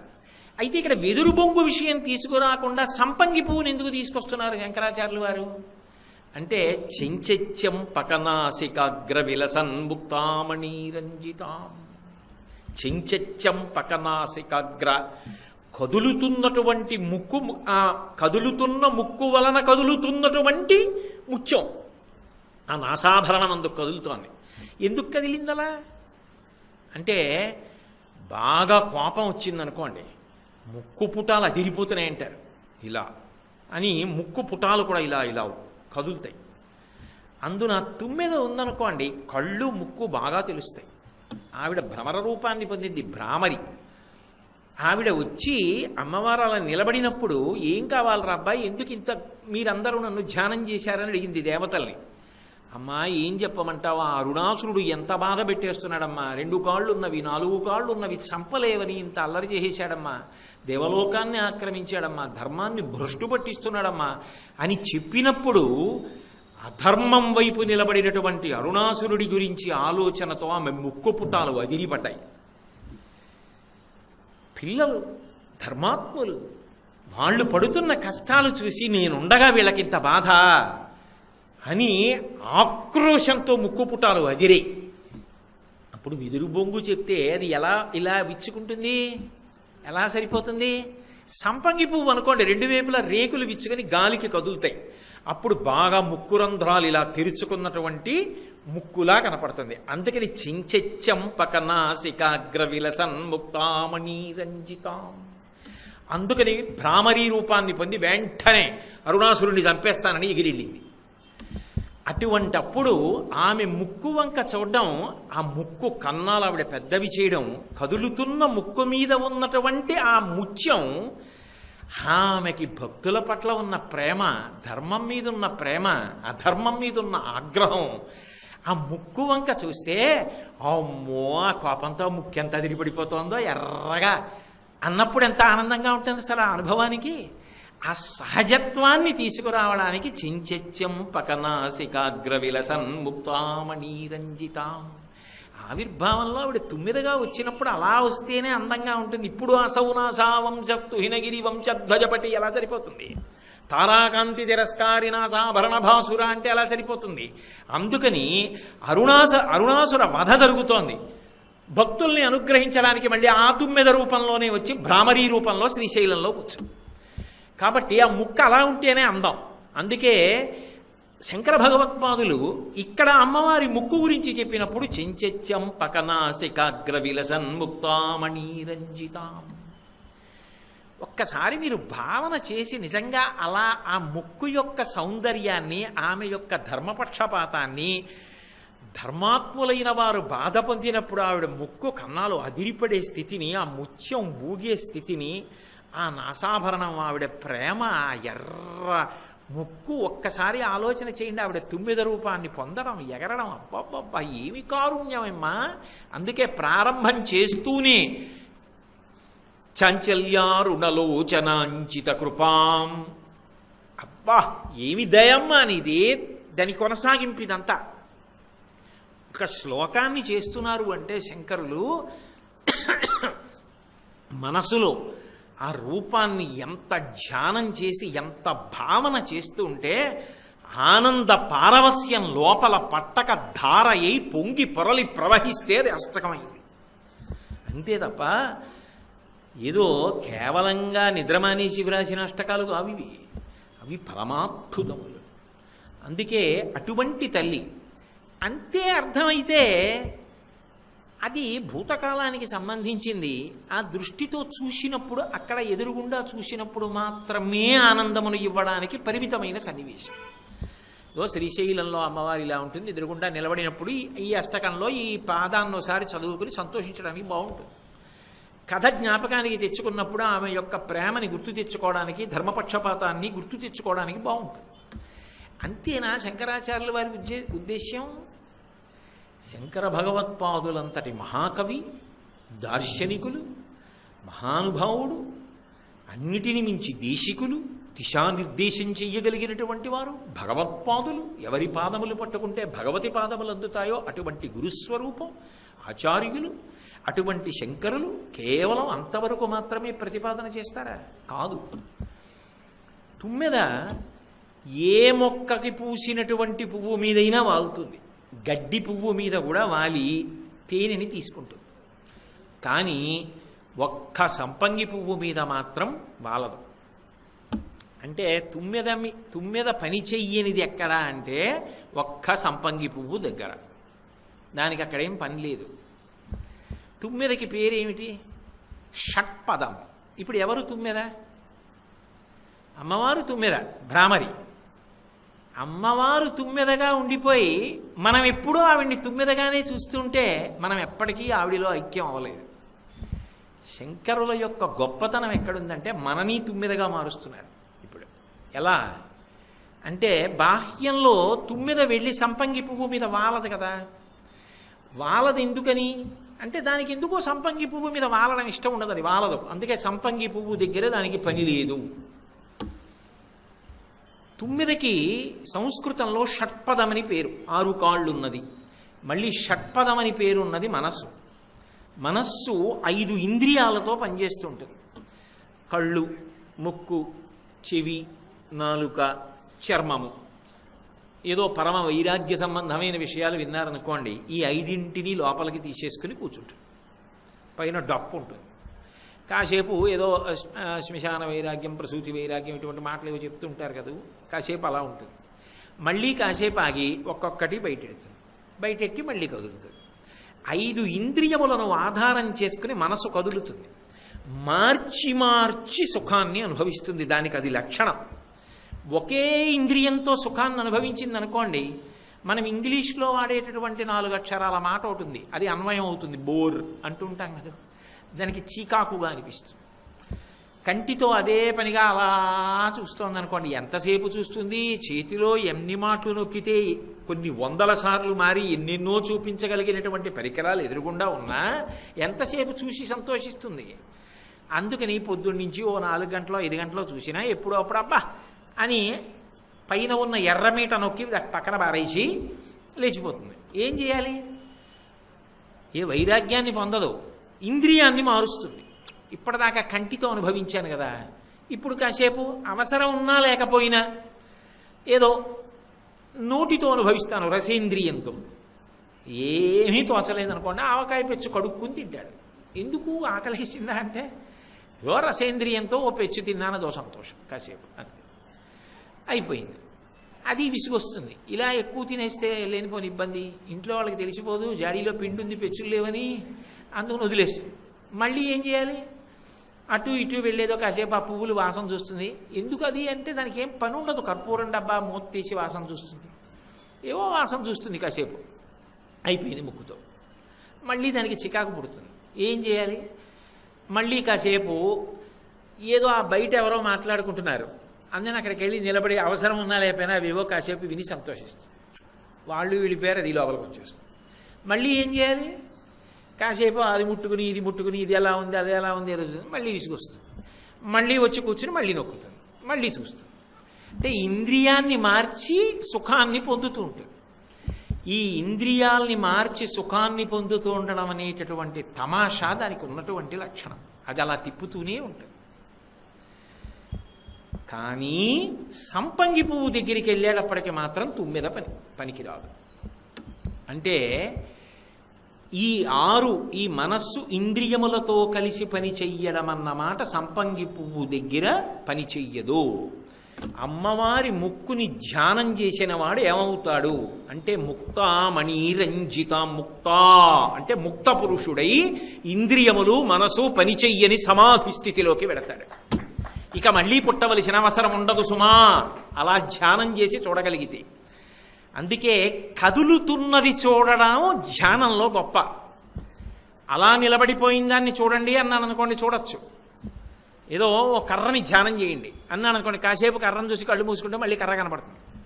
అలా కాకుండా కదులుతున్న ముక్కు కదులుతున్నప్పుడు పెట్టుకున్న కదులుతున్న నాసాభరణం, ముత్యంతో చేసిన ఆభరణం అన్నాను అనుకోండి, అప్పుడు మీరు కళ్ళు మూసుకుని బాగా ధ్యానం చేస్తే అమ్మవారిది సంపంగి పువ్వులా ఉన్న ముక్కు, ఆ కదులుతూ ఉండడం, దాని మీద నాసాభరణం, కదులుతున్న తెల్లని ముత్యం, అవన్నీ కనపడాలంటే మీ మనసు కదలికలు దానితో కలిసిపోవాలి.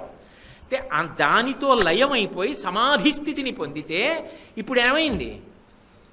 భ్రామరీ రూపమునందు లయమైపోయింది. ఈ తుమ్మెద లేదు ఇంకిక్కడ. ఈ మనస్సు ఇంద్రియములు లేవు, లేకుండా సమాధి స్థితిలో తాను ఆ తుమ్మెద యందు ఐక్యమైపోయాడు. ఆ భ్రామరీ రూపమునందు ఐక్యమయ్యాడు. అందుకే ఇది ధ్యానమునందు వచ్చేటటువంటి పరమ ప్రయోజనం. నువ్వు అలా ధ్యానం చెయ్యగలిగితే ఒక్కసారి శ్రీశైలం వెళ్ళి భ్రమరాంబ యొక్క మూర్తిని బాగా చూసి నువ్వు అలా కదులుతున్నటువంటి ముక్కుని, నాసాభరణాన్ని, ఆ ముత్యాన్ని ధ్యానము చెయ్యగలిగితే లోపల కదిలినటువంటి ఆనంద ధార చేత నువ్వు సమాధి స్థితిని పొందుతావు. పైగా ఆ క్షేత్రం అనుకున్న గొప్పతనం ఏమిటి? మనసు లయం అవుతుంది ఆ క్షేత్రంలో. అందుకే కదా శ్రీశైల శృంగే వివిధ ప్రసంగే శేషాద్రి శృంగే సదా వసంతం తమర్జునం మల్లిక పూర్వమేనం శ్రీశైల శృంగ కుహరేషు కదోపలప్సే సిద్ధిం తథా విధమనో విలయం సమాధౌ గాత్రం యదా మమలతాః పరివేషయంతి కర్ణే యదాః విరచయంతి ఖగాశ్చ నీడాస్. అది ఎంత గొప్ప సమాధి స్థితికి వెళ్ళిపోతుంది అంటే, తీగ పక్కకి నేను వెళ్ళి కూర్చుంటే తీగ చుట్టుకోదు, పక్కనున్న పుల్ల ముక్కను చుట్టుకుంటుంది.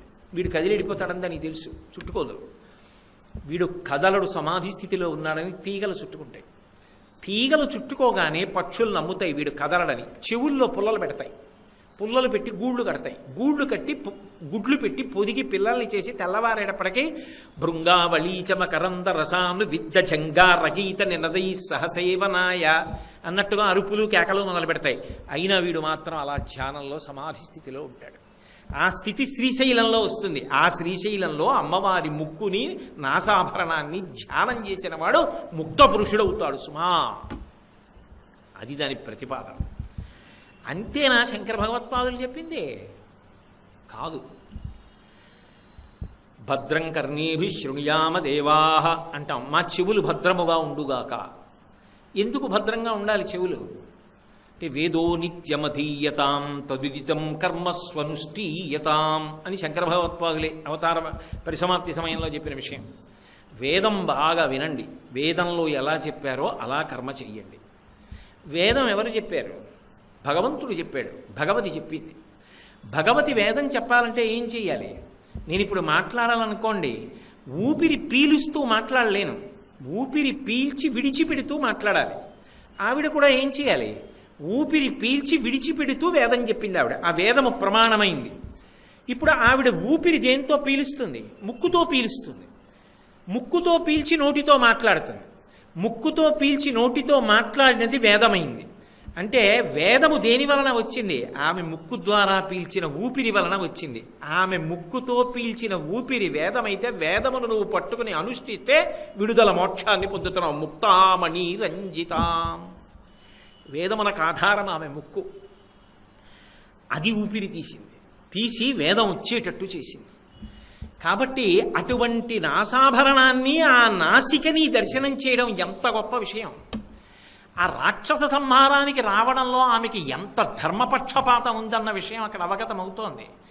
ఇన్ని విషయములను ఏకకాలమునందు ప్రతిపాదించి ధ్యానమును అలవాటు చేయడానికి 1-2 పాదాలు దాటేటప్పటికే అమ్మవారి వైభవం బాగా అర్థమైందని అనుకోండి.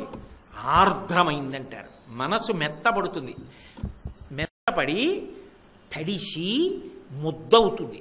ముద్దయిన తరువాత ఇప్పుడు ఏమవ్వాలి? ఏం చెప్తే ఆ ముద్ర దాని మీద పడుతుంది. రాయి మీద పట్టుకెళ్ళి ఓ చిన్న ముద్ర వేశాను అనుకోండి, ముద్ర పడదు. ఏదో నా ఉంగరం మీద లక్ష్మీదేవి ముద్ర ఉందనుకోండి, ఓ రాయి మీద పట్టుకెళ్ళి ఇలా అన్నాను అనుకోండి, ముద్ర పడదు. మెత్తగా ఉన్నటువంటి పదార్థం మీద పట్టుకెళ్ళి నేను ఇలా నొక్కాను అనుకోండి, ఈ ముద్ర దాని మీద పడుతుంది. ఇప్పుడు ముందు 2 పాదాలు విన్నప్పుడు మనసు ఆర్ద్రమైంది. అబ్బా, మన కోసం తల్లి అలా వచ్చి అరుణాసుర సంహారం తర్వాత అవతార పరిసమాప్తి చేయకుండా దేవతలు ప్రార్థన చేస్తే వాళ్ళంత కష్టపడితే దర్శనం ఇవ్వనిది కలియుగంలో నేను వెళ్ళి చూడడానికి వీలుగా నిలబడిందా? నేను వెళ్ళి చూడకపోతే అన్యాయం కదూ, నా బ్రతుకు పాడైపోవట్లా. కాబట్టి నేను చూడాలి. ఇప్పుడు ఆర్తి కలిగింది మొదటి 2 పాదాల్లో. వెళ్ళి చూశావు, వెళ్ళి చూస్తేనే పరిమితం అయితే కాదు. నీకు ఇక్కడ మూర్తి నిలబడాలి. ఇక్కడ నిలబడితే ఉన్న మూర్తి కాదు, కదులుతూ కనపడాలి. ఎలా కనపడాలి? చెంచెత్యం పకనాసికాగ్ర విలసన్ముక్తామణి రంజితాం. అది శంకర భగవత్పాదుల యొక్క ప్రజ్ఞా విశేషం. వారు ఒక విషయాన్ని ప్రతిపాదించారు అంటే జగద్గురు స్థాయిలో కూర్చుని పైకెత్తుతారు.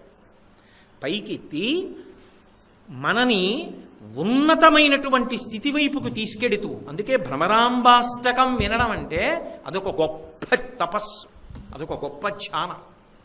అష్టకం చదువుతూ దాని మీద భావన చెయ్యడము అంటే అదొక తపస్సు. అదే ఆమె అనుగ్రహానికి కారణం. కాబట్టి ఈ ప్రాంగణంలో దేవీ నవరాత్రులు జరగాలి, ఆవిడ రావాలి, ఆవిడ వచ్చి కూర్చోవాలి, ఇన్ని సేవలు తీసుకోవాలంటే నోటితో పలికిన దానికన్నా మౌనంగా అనుభవించిన దాని యొక్క ప్రకంపన ఎక్కువ, దాని శక్తి ఎక్కువ.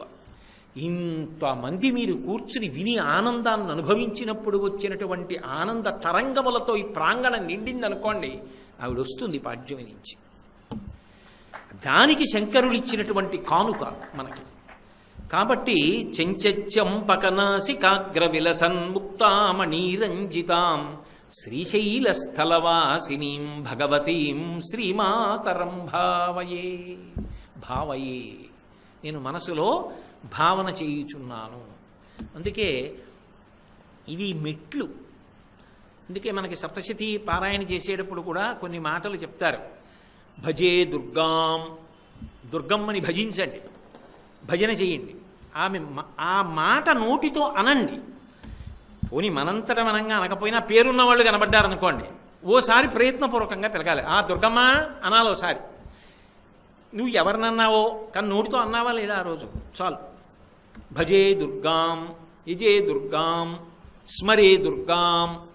దుర్గమ్మని స్మరించు, ఆరాధన చెయ్యి.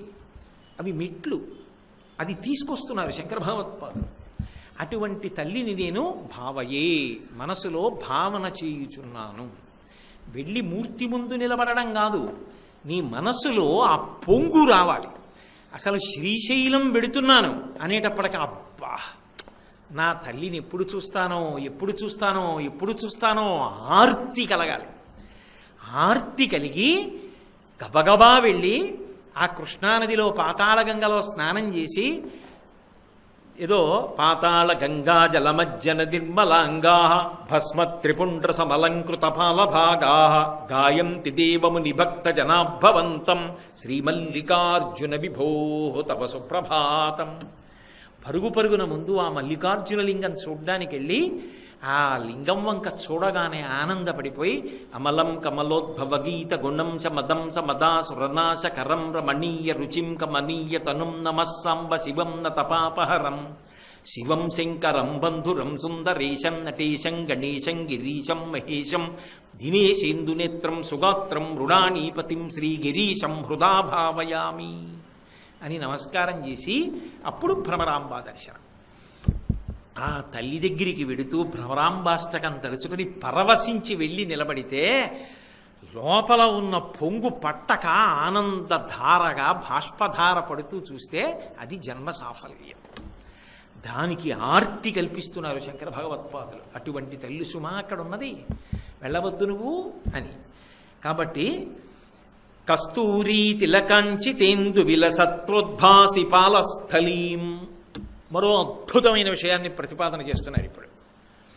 అసలు అమ్మవారి దగ్గర ఉన్నటువంటి గుణాలలో చిత్ర విచిత్రమైనటువంటి ఆమె యొక్క అంగాంగ వర్ణనయే గొప్పది.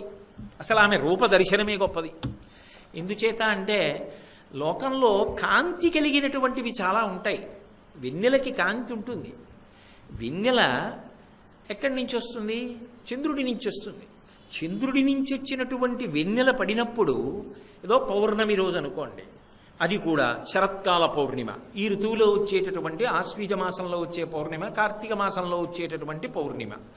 ఆ పౌర్ణమి నాడు మీరు ఏదైనా ఎత్తైన ప్రదేశంలో నిలబడి ఓ సరోవరం వంక చూస్తున్నారనుకోండి, పోని అలా చూస్తున్నప్పుడు అపురూపమైన పక్షి హంస వచ్చి వాలింది. ఎక్కడ వాలుతుంది? ఓ గొప్ప తటాకం దగ్గర వాలింది. ఇప్పుడు ఆ చంద్రకాంతులలో ప్రకాశిస్తూ మీకు చక్కగా హంస కనపడింది. అబ్బా హంస హంస చూడవే, హంస చూడు అని ఆ తెల్లటి హంసని చూసి ఆనందపడిపోతున్నారు. ఆ పక్కనే అరవిరిసినటువంటి కలువలు కనపడ్డాయి, వాటిని చూసి మురిసిపోతున్నారు.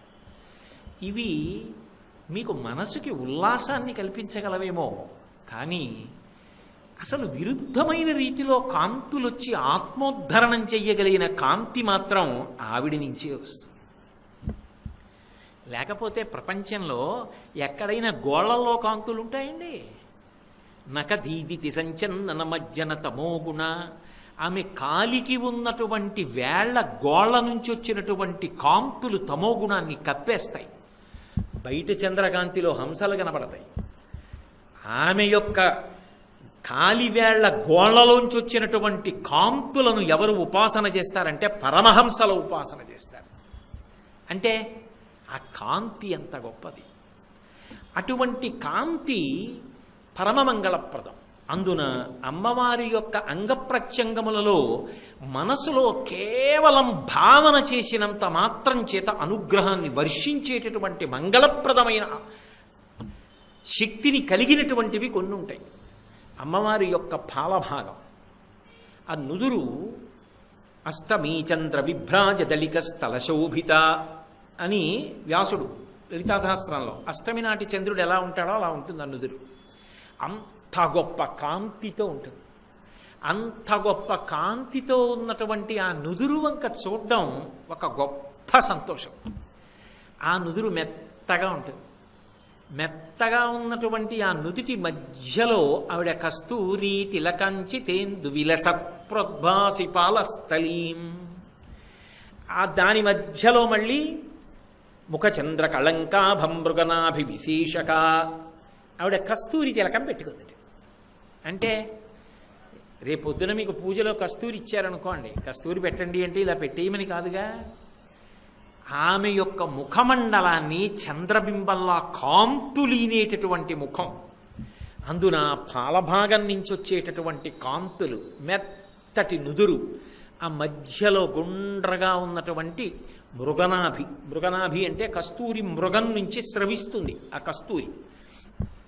అందుకే కళంక కస్తూరి రజనికెర బింబంజలమయం అని సౌందర్యలహరిలో శంకర భగవత్పాదులు ఆ కస్తూరిని ఆవిడ బొట్టుగా పెట్టుకుందిట. కాబట్టి కస్తూరి తిలకాంచి తేందు విలసత్ప్రోద్భాసి పాలస్థలీం. ఆ బొట్టు ఆమె ఐదవతనానికి చిహ్నం. ఆమె నుదురు పరమమంగళప్రదం. ఆ పైన ఉన్న కిరీటం ఆమె రాజరాజేశ్వరి తత్వానికి నిదర్శనం. అలా ముందుకి కొద్దిగా పడినటువంటి ఆమె ముంగురుల దర్శనం అజ్ఞానాన్ని తొలగించడానికి కారణం. ధునోతుధ్వాంతం నస్తులితదలితేందీవరవనం ఘనస్నిగ్ధశ్లక్షణం చికురనికురంబం తపసివే ఇదీయం సౌరభ్యం సహజముపలబ్ధం సుమనసో వసంతస్మిన్ మన్యే వలమధన వాటీ విటపినాం అంటారు శంకరులు సౌందర్యలహరిలో. ఆ అలకలతో కూడుకున్నటువంటి, అంటే ఇలా నుదురి మీద పడినటువంటి ఆ ముంగురులు, ఆ కిరీటం, దాని మీద ఉన్న తదియనాటి చంద్రరేఖ, ఆమె యొక్క పాలభాగం కాంతులీనుతూ దాని మధ్యలో ఉన్నటువంటి ఆ కస్తూరి తిలకం, దాని వంక చూశారనుకోండి, మామూలుగా బయట చూడడం కాదు, ఒక్కసారి కళ్ళు మూసుకుని అలా అమ్మవారి ముఖమండలం వంక, అలా నుదురు వంక మీరు చూస్తున్నారనుకోండి, అలా అమ్మ పాదాల దగ్గర కూర్చొని అలా చూస్తుంటే అమ్మ ఏం చేస్తుంది? ఇలా మీ వంక చూస్తుంది. అప్పుడు బాగా మీకు నుదురు కనపడుతుంది. ఆవిడ ఇలా ఉందనుకోండి, నేను కాళ్ళ దగ్గర కూర్చున్నాను అనుకోండి, ఇలా ఎత్తి చూస్తే అంత బాగా కనపడదు. ఏమిటో వీడి ప్రేమ అని ఇలా ఆవిడ చూస్తోంది అనుకోండి, నేను ఇలా ఆవిడ వంక చూస్తున్నాను అనుకోండి, ఆవిడ నుదురు, ఆ కుంకం, ఆ కస్తూరి బొట్టు ఎంత అందంగా కనపడతాయి. అంటే ఇక్కడికి వచ్చేటప్పటికీ మీ దర్శనమే కాదు, మీ పట్ల వాత్సల్యము చేత ఆమె కదలిక కూడా అంతర్లీనము.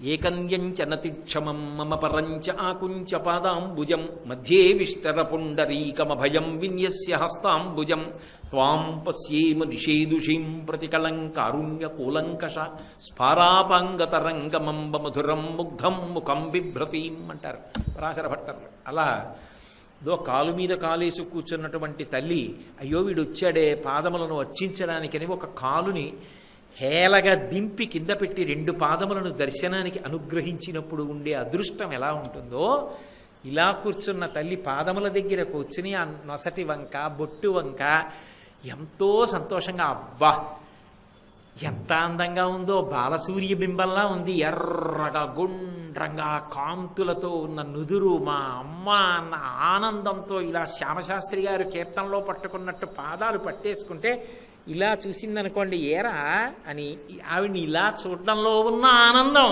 కస్తూరి జల కాంచితేందు విలసద్భ్రోద్భాసి పాలస్థలీం.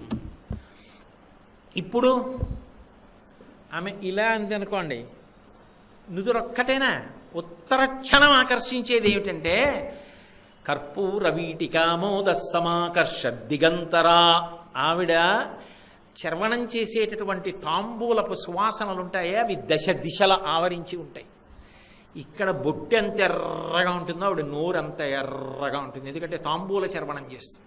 తాంబూల చర్వణం సువాసినుల హక్కు. భర్తకి అన్నం పెట్టి వాళ్ళు తాంబూలం వేసుకుంటారు. అంటే నా ఉద్దేశం ఇతరులు వేసుకోకూడదనో ఎవరినో చిన్నబుచ్చడమో నా ఉద్దేశ్యం కానీ కాదు. ఒకటి చెప్తున్నప్పుడు దానికి సంబంధించిన విషయాన్ని ప్రతిపాదించవలసి ఉంటుంది అంతే. కాబట్టి ఆ కర్పూర ద్రవ్యమిశ్ర చూర్ణ ఖదిరా మోదోల్ల సద్వీటికాం, ఆ తల్లి కర్పూర ద్రవ మిశ్ర చూర్ణ, పచ్చకర్పూరంతో అనేక రకములైనటువంటి సుగంధ ద్రవ్యముల యొక్క చూర్ణముతోటి కూడుకున్నటువంటి ఆ తమ్మి గింజలంటారే అవి ఖదిరా మోదోల్ల సద్వీటికాం, ఆమోద ఆ సువాసనల చేత అందరూ అబ్బా ఎంత మంచి వాసనం అని ఆ తాంబూలపు వాసనకు అలా చూస్తారట. ఆవిడ మెల్లిగా తాంబూల చర్వణం చేస్తుంటే తెల్లటి దంత పంక్తి, మధ్యలో ఇరుక్కున్న చిన్ని చిన్ని తమలపాకు ముక్కలు, ఎర్రటి నాలుక, ఎర్రటి పెదవులు, ఎర్రటి నోరు, అందులో అక్కడక్కడ ఉన్నటువంటి తెల్లటి కర్పూర కలికలు, సువాసన. ఆ నోరు కనపడింది అనుకోండి, అక్కడే కూర్చున్నవాడు నోటి వంక, అమ్మా ఎంత బాగుందో అమ్మ వాసన అన్నట్టుగా చూస్తే అమ్మతనం ఏం చేయించాలి? అమ్మతనం ఏం చేస్తుంది? నవ్వులుతున్న తాంబూలపు పిడచ తీసి నోట్లో పెడుతుంది. దేనికైనా ఫలితం చెప్పగలరేమో కానీ అమ్మవారి తాంబూలానికి ఉండేటటువంటి ఫలితాన్ని చెప్పడం నా వల్ల కాదని శంకర భగవత్పాదులంతటి వారు దానికి ఫలస్తుతి చెప్పల. సౌందర్యలహరి చేస్తూ రణీజిత్వా దైత్యానపహృత శిరస్త్రై కవచిభి నివృత్యై చండాంశస్త్రిపురహర నిర్మాల్య విముఖై విశాఖేంద్రోపేంద్రో శశి విశిద కర్పూర శకలా విలీయంతే మాతస్తవ వదన తాంబూలకవళాః అన్నారు. ఎవరు? విశాఖేంద్రోపేంద్రో, విశాఖుడు అంటే సుబ్రహ్మణ్యుడు, ఇంద్రో స్వర్గలోకాధిపతి ఇంద్రుడు, ఉపేంద్రో శ్రీ మహావిష్ణువు. వీళ్ళింత గొప్పవాళ్ళు ఎందుకయ్యారు? ఎప్పుడూ పిల్లలుగా అలాగే ఎందుకుంటారంటే నిత్య యవ్వనంలో అమ్మవారి దగ్గర తాంబూలపు పిడచలు తిన్నారట. అవి ఎటువంటి తాంబూలపు పిడచలు? గబగబా వచ్చారట. నివృత్యై చండాంశస్త్రిపురహర నిర్మాల్య విముఖై. శంకరుడు తినగా మిగిలినటువంటి అన్నం తినడానికి కుదరదు, ఎందుకంటే ఆయన చండీశ్వరుడికి ఇచ్చిన వరం. ఆకలి మీద ఉన్నారు, యుద్ధం చేసి వచ్చి గబగబా కిరీటం అవన్నీ తీసేసి అమ్మా గెలిచామమ్మా అని చెప్పడానికి పరిగెత్తుకుంటూ వచ్చేసారు. ఎందుకంటే కవచాలు తీయడం కుదరదు, ఇనప గుండీలు గట్టిగా బిగించేసి ఉంటాయి, కవచం అలా విప్పేయలేరు తొందరగా. అందుకని కవచం తీయకపోయినా ఏదో బాగా ఎక్కువ శ్రేణిలో మార్కులు సంపాదించుకుని క్లాస్ ఫస్ట్ వచ్చినటువంటి పిల్లవాడు అమ్మా నాకు క్లాస్ ఫస్ట్ వచ్చిందని చెప్పడానికి పరిగెత్తుకొచ్చినప్పుడు బూట్లు విప్పేస్తాడు, బ్యాగు అలా పడేస్తాడు.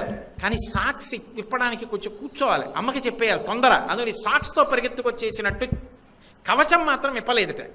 అందుకని విశాఖేంద్రోపేంద్రో వాళ్ళు నివృత్యై చండాంశస్త్రిపురహర నిర్మాల్య విముఖై రణే జిత్వా దైత్యానపహృత శరస్త్రై కవచభి.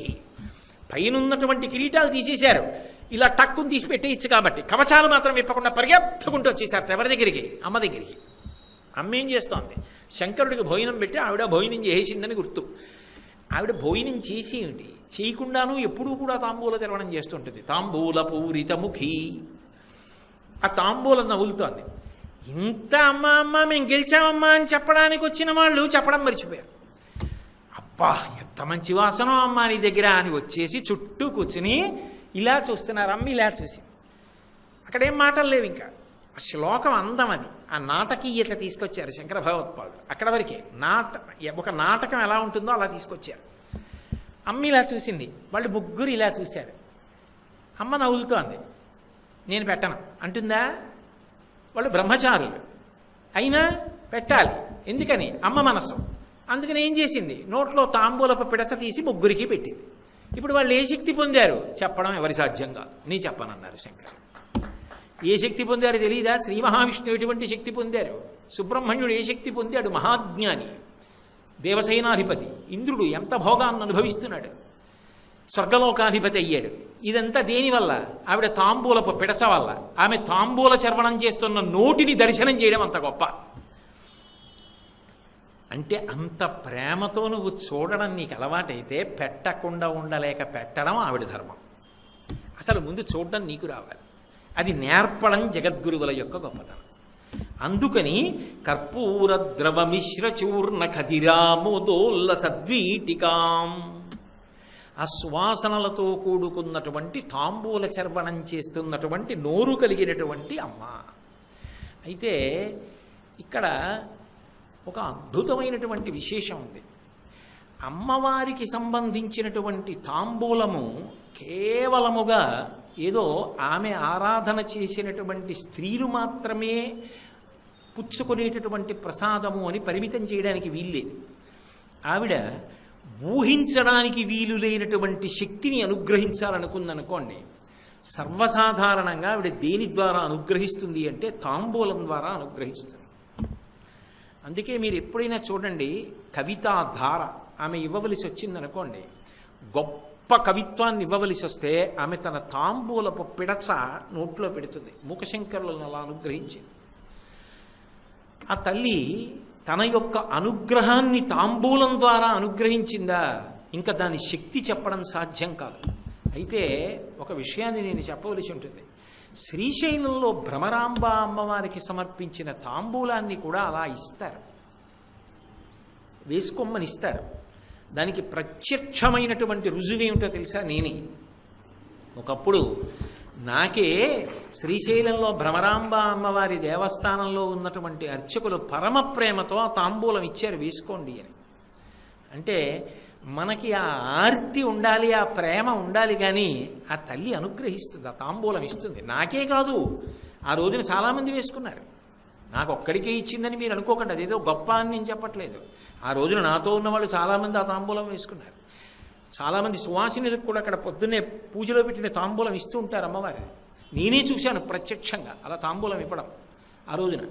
కాబట్టి కర్పూర ద్రవమిశ్ర చూర్ణ కదిరామోదోల్ల సద్వీటికాం, ఆ తాంబూలపు పిడచ పెట్టడం ద్వారా తాంబూల చర్వణం చేస్తున్న అమ్మవారి నోటి వంక చూడడం ద్వారా ఎంత ఫలితాన్ని పొందవచ్చు చెప్పడం సాధ్యం కాని విషయం.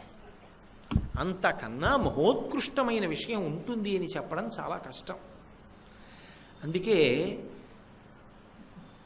ప్రత్యేకించి ఈ దేవీ నవరాత్రులు లాంటి ఉత్సవాలు జరుగుతున్నప్పుడు అమ్మవారికి తాంబూలాన్ని పెట్టడం, అమ్మవారి తాంబూలాన్ని తీసుకుని ప్రసాదంగా వేసుకోవడం గొప్ప అదృష్ట విశేషం.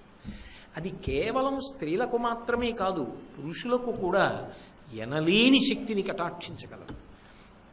కాళిదాస మహాకవి ఒకప్పుడు కాళికాదేవి దర్శనం జరిగితే ఆయన కోరుకున్నాడు. ఆయన అమ్మవారిని అడుగుతూ ఇదే అడిగాడు, చేటి భవన్ నిఖిల కదంబవన వాటీషు నాకి పటలి అంటూ కదంబవనంలో తిరిగేటటువంటి ఓ అమ్మ నాకు పరమాద్భుతమైనటువంటి కవన శక్తిని కటాక్షించు అని అడిగాడు. ఎంత గొప్ప కవన శక్తి అంటే, చేటి భవన్ నిఖిల కేటి కదంబవన వాటి నాకి పటలి వాటీషు నాకి పటలి. కదంబవనంలో తిరిగేటటువంటి అలవాటు ఉన్నటువంటి ఓ తల్లి నాకు ఎంత గొప్ప కవిత్వం రావాలో తెలుసా అంటే, ఘోటీ కులాధధిక ధాటి ఉదారముఖ వీటి రసేన తనుతాం అన్నాడు. అమ్మా, తాంబూల చర్వణం చేస్తున్న నోటితో నాకు ఈ అనుగ్రహం. ఏ అనుగ్రహం ఇస్తావో తెలుసా? ఘోటీ కులాధధిక ధాటి. ఘోటీ అంటే ఆడగుర్రం. మగగుర్రం కన్నా ఆడగుర్రం చాలా వేగంగా దూకుతూ వెడుతుంది. అందుకని ఒక ఆడగుర్రం దూకుతూ వెళ్ళినప్పుడు ఎంత వేగంగా వెడుతుందో అలా ఘోటీ కులాధధిక దాటి ఉదారముఖ వీటి రసేన తనుతాం. తాంబూల చర్వణం చేస్తున్న నోటితో నా వంక చూసి నవ్వు, అంతే. నాకు ఎటువంటి కవనం వస్తుందో తెలుసా, ఎటువంటి కవిత్వ శక్తి వస్తుందో తెలుసా? ఆడగుర్రం దూకుతూ వెడితే ఎంత వేగంగా వెడుతుందో నాకు అటువంటి కవిత్వం వస్తుందండి అన్నాడు. తథాస్తు అన్నాడు. అనుగ్రహించింది బీజాక్షరాలు. అంతే. వచ్చిందా లేదా? మాణిక్య వీణాం ఉపలాలయంతీం మదాలసాం మంజులమగ్విలాసాం మహేంద్ర నీలజ్యుతి కోమలాంగీం మాతంగ కన్యాం మనసా స్మరామి. చతుర్భుజే చంద్రకళావతంసే కుచోన్నతే కుంకుమరాగశోణే పుండ్రేక్షు పాశాంకుశ పుష్పబాణహస్తే నమస్తే జగదేకమాతః అని మాతా మరకతశ్యామ మాతంగీ వధుశాలిని కుర్యాత్ కటాక్షం కళ్యాణి కదంబవనవాసిని అని కాళిదాస మహాకవి మాతా మరకతశ్యామ అంటూ ఇందులో ధారాధరానందినీం అంటారు శంకర భగవత్పాదులు ఒక చోట. అలా మాతా మరకతశ్యామ అంటూ చతుర్భుజే చంద్రకళావతంసే అంటూ ఆ తల్లి నన్ను అలా అనుగ్రహించుగాక అని అటువంటి కవన శక్తి ఇచ్చేటప్పుడమ్మా నువ్వు తాంబూలా చర్వణం చేస్తున్న నోటితో నన్ను అనుగ్రహించాలి. ఎటువంటి దానివి నువ్వు అంటే, ఎవరినైనా అనుగ్రహించాలనుకుంటే కవనమైనా ఇవ్వగలవు, దేవతా పదవులనైనా ఇవ్వగలవు. విశ్వామరేంద్ర పద విభ్రమదాన దక్షం ఆనందహేతురధికం మురవిద్విషోపి ఈశన్ నిషీదతు మీక్షణార్థ ఇందీవరోదర సహోదరమిందిరాయా అంటారు కనకధారాస్తవంలో. అటువంటి తల్లివి కనుకనే నువ్వు ఎంత గొప్పగా అనుగ్రహించగలవు అంటే, చేటి భవన్ నిఖిల కేటి కదంబవన వాటీషు నాకి పటలి. నువ్వు స్వర్గలోకంలో ఉండాలనేటటువంటి అధికారమును కల్పించగలిగినటువంటి శక్తి కలిగిన దానివి. కదంబ వృక్షములు ఎక్కడ ఉంటాయో అక్కడ తిరుగుతూ ఉంటావు. కదంబవన వాటీషు నాకి పటలి. అటువంటి తల్లి నువ్వు నన్ను అనుగ్రహించాలి. అనుగ్రహించి నాకు కవిత్వం ఇవ్వాలి. ఆ కవిత్వం కూడా ఎంత గొప్ప కవిత్వము అంటే, పాటి రగంధి కుచశాటి కవిత్వ పరిపాటి అగాధి వసుతాం. అమ్మా, నాకు నువ్వు ఇచ్చే కవిత్వం, నేను ఆ కవిత్వం చెప్తుంటే ఎలా ఉండాలో తెలుసా? పాటి రగంధి కుచశాటి కవిత్వ పరిపాటి అగాధిప సుతాం. అగాధిప అంటే కదలనిది కొండ. సుతాం గిరిజ, ఓ పార్వతి, ఎటువంటి కవిత్వాన్ని ఇస్తావో తెలుసా? పాటి రగంది కుచ సాటి కవిత్వ పరిపాటి మగాది పసుతాం. నువ్వు వేసుకున్నటువంటి పవిట కొంగు ఉంటుందే, ఆ పవిటకి గొప్ప సుగంధభరితమైన పరిమళ ద్రవ్యాలని అలదుకుంటావు. మంచి చందనము మొదలైనవన్నీ అలుదుకుంటావు. నువ్వు నడిచి వెడుతున్నప్పుడు ఆ పవిట కొంగు ఊగుతుంది. ఊగినప్పుడు ఇన్ని పరిమళ ద్రవ్యాలతో ఉన్న పవిట కొంగు కదూ, ఆ ఊగినప్పుడు ఆ పవిట కొంగు మించి వచ్చేటటువంటి పరిమళం గాలిలో కలసి నాసాపుటాన్ని తగిలినప్పుడు అబ్బా అని ఆగిపోవలసిందే. అలా నీ పవిట కొంగు మించి వచ్చే సువాసన ఎంత గొప్పగా ఉంటుందో నా వాక్కుల యందు కవన శక్తి అలా ఉండాలి. పాటి రగంధి కుచ సాటి కవిత్వ పరిపాటి మగాది పసుతాం. ఓ తల్లి, ఓ పార్వతి, నన్ను అలా అనుగ్రహించమ్మా అని ఆయన కోటి రచారుమణి అని ఎంత గొప్పగానో మహానుభావుడు ప్రార్థన చేసి నన్ను అలా అనుగ్రహించి కవిత్వాన్ని ఇచ్చినప్పుడు ఎలా అంటే వీటి రసేన తను తాంబూల చర్వణం చేస్తున్న నోటితో అనుగ్రహించంటాడు. అంటే ఆ తల్లి తాంబూల చర్వణం చేస్తున్నప్పుడు ఇవ్వగలిగినటువంటి విషయం ఇంత అని చెప్పడం ఎవరికీ సాధ్యం కాదు. ఏదైనా ఇవ్వగలిగినటువంటి శక్తి. అందుకే శంకరులు అటువంటి పరమమంగళప్రదమైనటువంటి దర్శనాన్ని మనకి నేర్పుతున్నారు.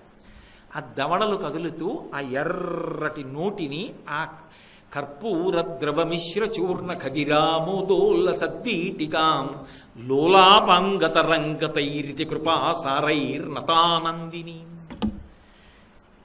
ఏమి పరమాద్భుతమైన భావములు చొప్పిస్తారో మహానుభావుడు. లోలాపాంగతరంగతైరితి కృపాసారైర్నతానందిని. నతాం, ఆవిడ దగ్గరికి వెళ్ళి ఇలా తల ఉంచితే చాలట. ప్రణిపాత ప్రసన్నాహి మైథిలీ జనకాత్మజ అలమేషా పరిత్రాతం రక్షస్వో మహతో భయాత్ అంటారు రామాయణంలో. ఇంకా ఏదో రామచంద్రమూర్తి దగ్గరికి వెడితే సకృదేవ ప్రపన్నాయ తవాస్మీతి జయాచతే అభయం సర్వభూతేభ్యో దదామ్యే తద్వ్రతం మమ. నేను నీవాడననాలని ఓ నియమం.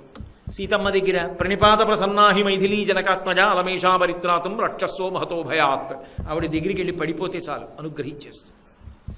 అంతటి ఉదార స్వభావం ఉన్న తల్లివి కదూ. నతానందిని. ఒక్కసారి వెళ్ళి ఇలా తల ఉంచి నమస్కరిస్తే చాలట భ్రమరాంబ దగ్గర.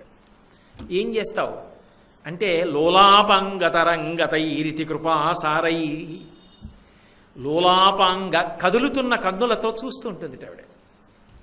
ఏదో ఇలా నిలకడగా చూడటం కాదుట, అలా కదిలిపోతుంటాయి ఎప్పుడు ఆవిడ చూపులు ఇలా ఈ చివరి నుంచి ఈ చివరికి. అపాంగత్తే లబ్ధ్వా అంటారే, ఆ చూపులలో చల్లతనం ఉంటుంది.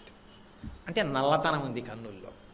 మొట్టమొదట్లో చాంచల్యారుణలోచనాంచిత కృపాం చంద్రార్థ చూడామణిం. ఇక్కడికి వచ్చేటప్పటికి లోలాపంగతరంగతైరితి కృపాసారైర్నతానందిని. అంటే నల్లతనం కంటికి లేకపోతే చల్లతనం ఎక్కడి నుంచి వస్తుంది? నల్లని కన్నులంటే ఎరుపు జీర లేని కన్నులు. అంటే ఎరుపు జీర ఎవరి పట్ల? రాక్షసుల పట్ల. నల్లటి కన్నులు, చల్లటి కన్నులు ఎవరి పట్ల? ధర్మాత్ముల పట్ల. కాబట్టి ఇప్పుడు చల్లని చూపు చూస్తోంది ఆవిడ. ఆ చూపు దయ అనబడేటటువంటి తరంగములు అలా వస్తున్నాయిట ఆవిడ చూపులలో నుంచి. మనం వెంకటేశ్వర స్వామి వారికి నీరాజనం ఇస్తూ ఓ మాట అంటారు, స్వామి నువ్వు దయామృత తరంగిణ్యాస్తరంగైరివ శీతలై అపాంగై సించతే విశ్వం వెంకటేశాయ మంగళం అంటారు. దయామృత తరంగిణ్యాస్తరంగై, దయా అనబడేటటువంటి అమృత తరంగములతో కూడిన చల్లని చూపులు చూసేవాడా అంటారు. అది శంకర భగవత్పాదుల ప్రయోగమే. అందుకే లోలాపంగతరంగతైరితి కృపాసారైర్నతానందిని. ఆవిడ చూసేటప్పుడు ఎలా చూస్తుందట? లోలాపంగ. లోల అంటే ఏమిటో తెలుసా? లల్ అన్న ధాతువుతో లోల అంటే అస్తమానం కదిలిపోతున్న కన్నులతో చూస్తూ ఉంటుంది. సాధారణంగా నిశ్చలంగా ఇలా చూసి నేను వింటున్నాను అనుకోండి, మీరు చెప్పింది, మీకు ధైర్యం, నేను చెప్పింది వింటున్నారు. మీరు ఏదో చెప్తున్నారు అనుకోండి, నేను అలా వెనక్కి చూస్తున్నాను అనుకోండి, మీకు ఎవరో వస్తున్నారా అని మాట్లాడుతున్న వాళ్ళు వెనక్కి చూస్తారు. నేను ఆ తర్వాత ఇటు తిప్పి ఇలా చూశాను అనుకోండి, మీరు మాట్లాడుతున్నవారు అటు చూస్తారు. అది ఇటు అటు ఎవరైనా వస్తున్నారా ఏమిటి, ఇందుకు అటు చూస్తున్నారు. ఆవిడ ఇలా అస్తమానం తల తిప్పదు, కళ్ళు ఇలా తిప్పుతూ ఉంటుంది.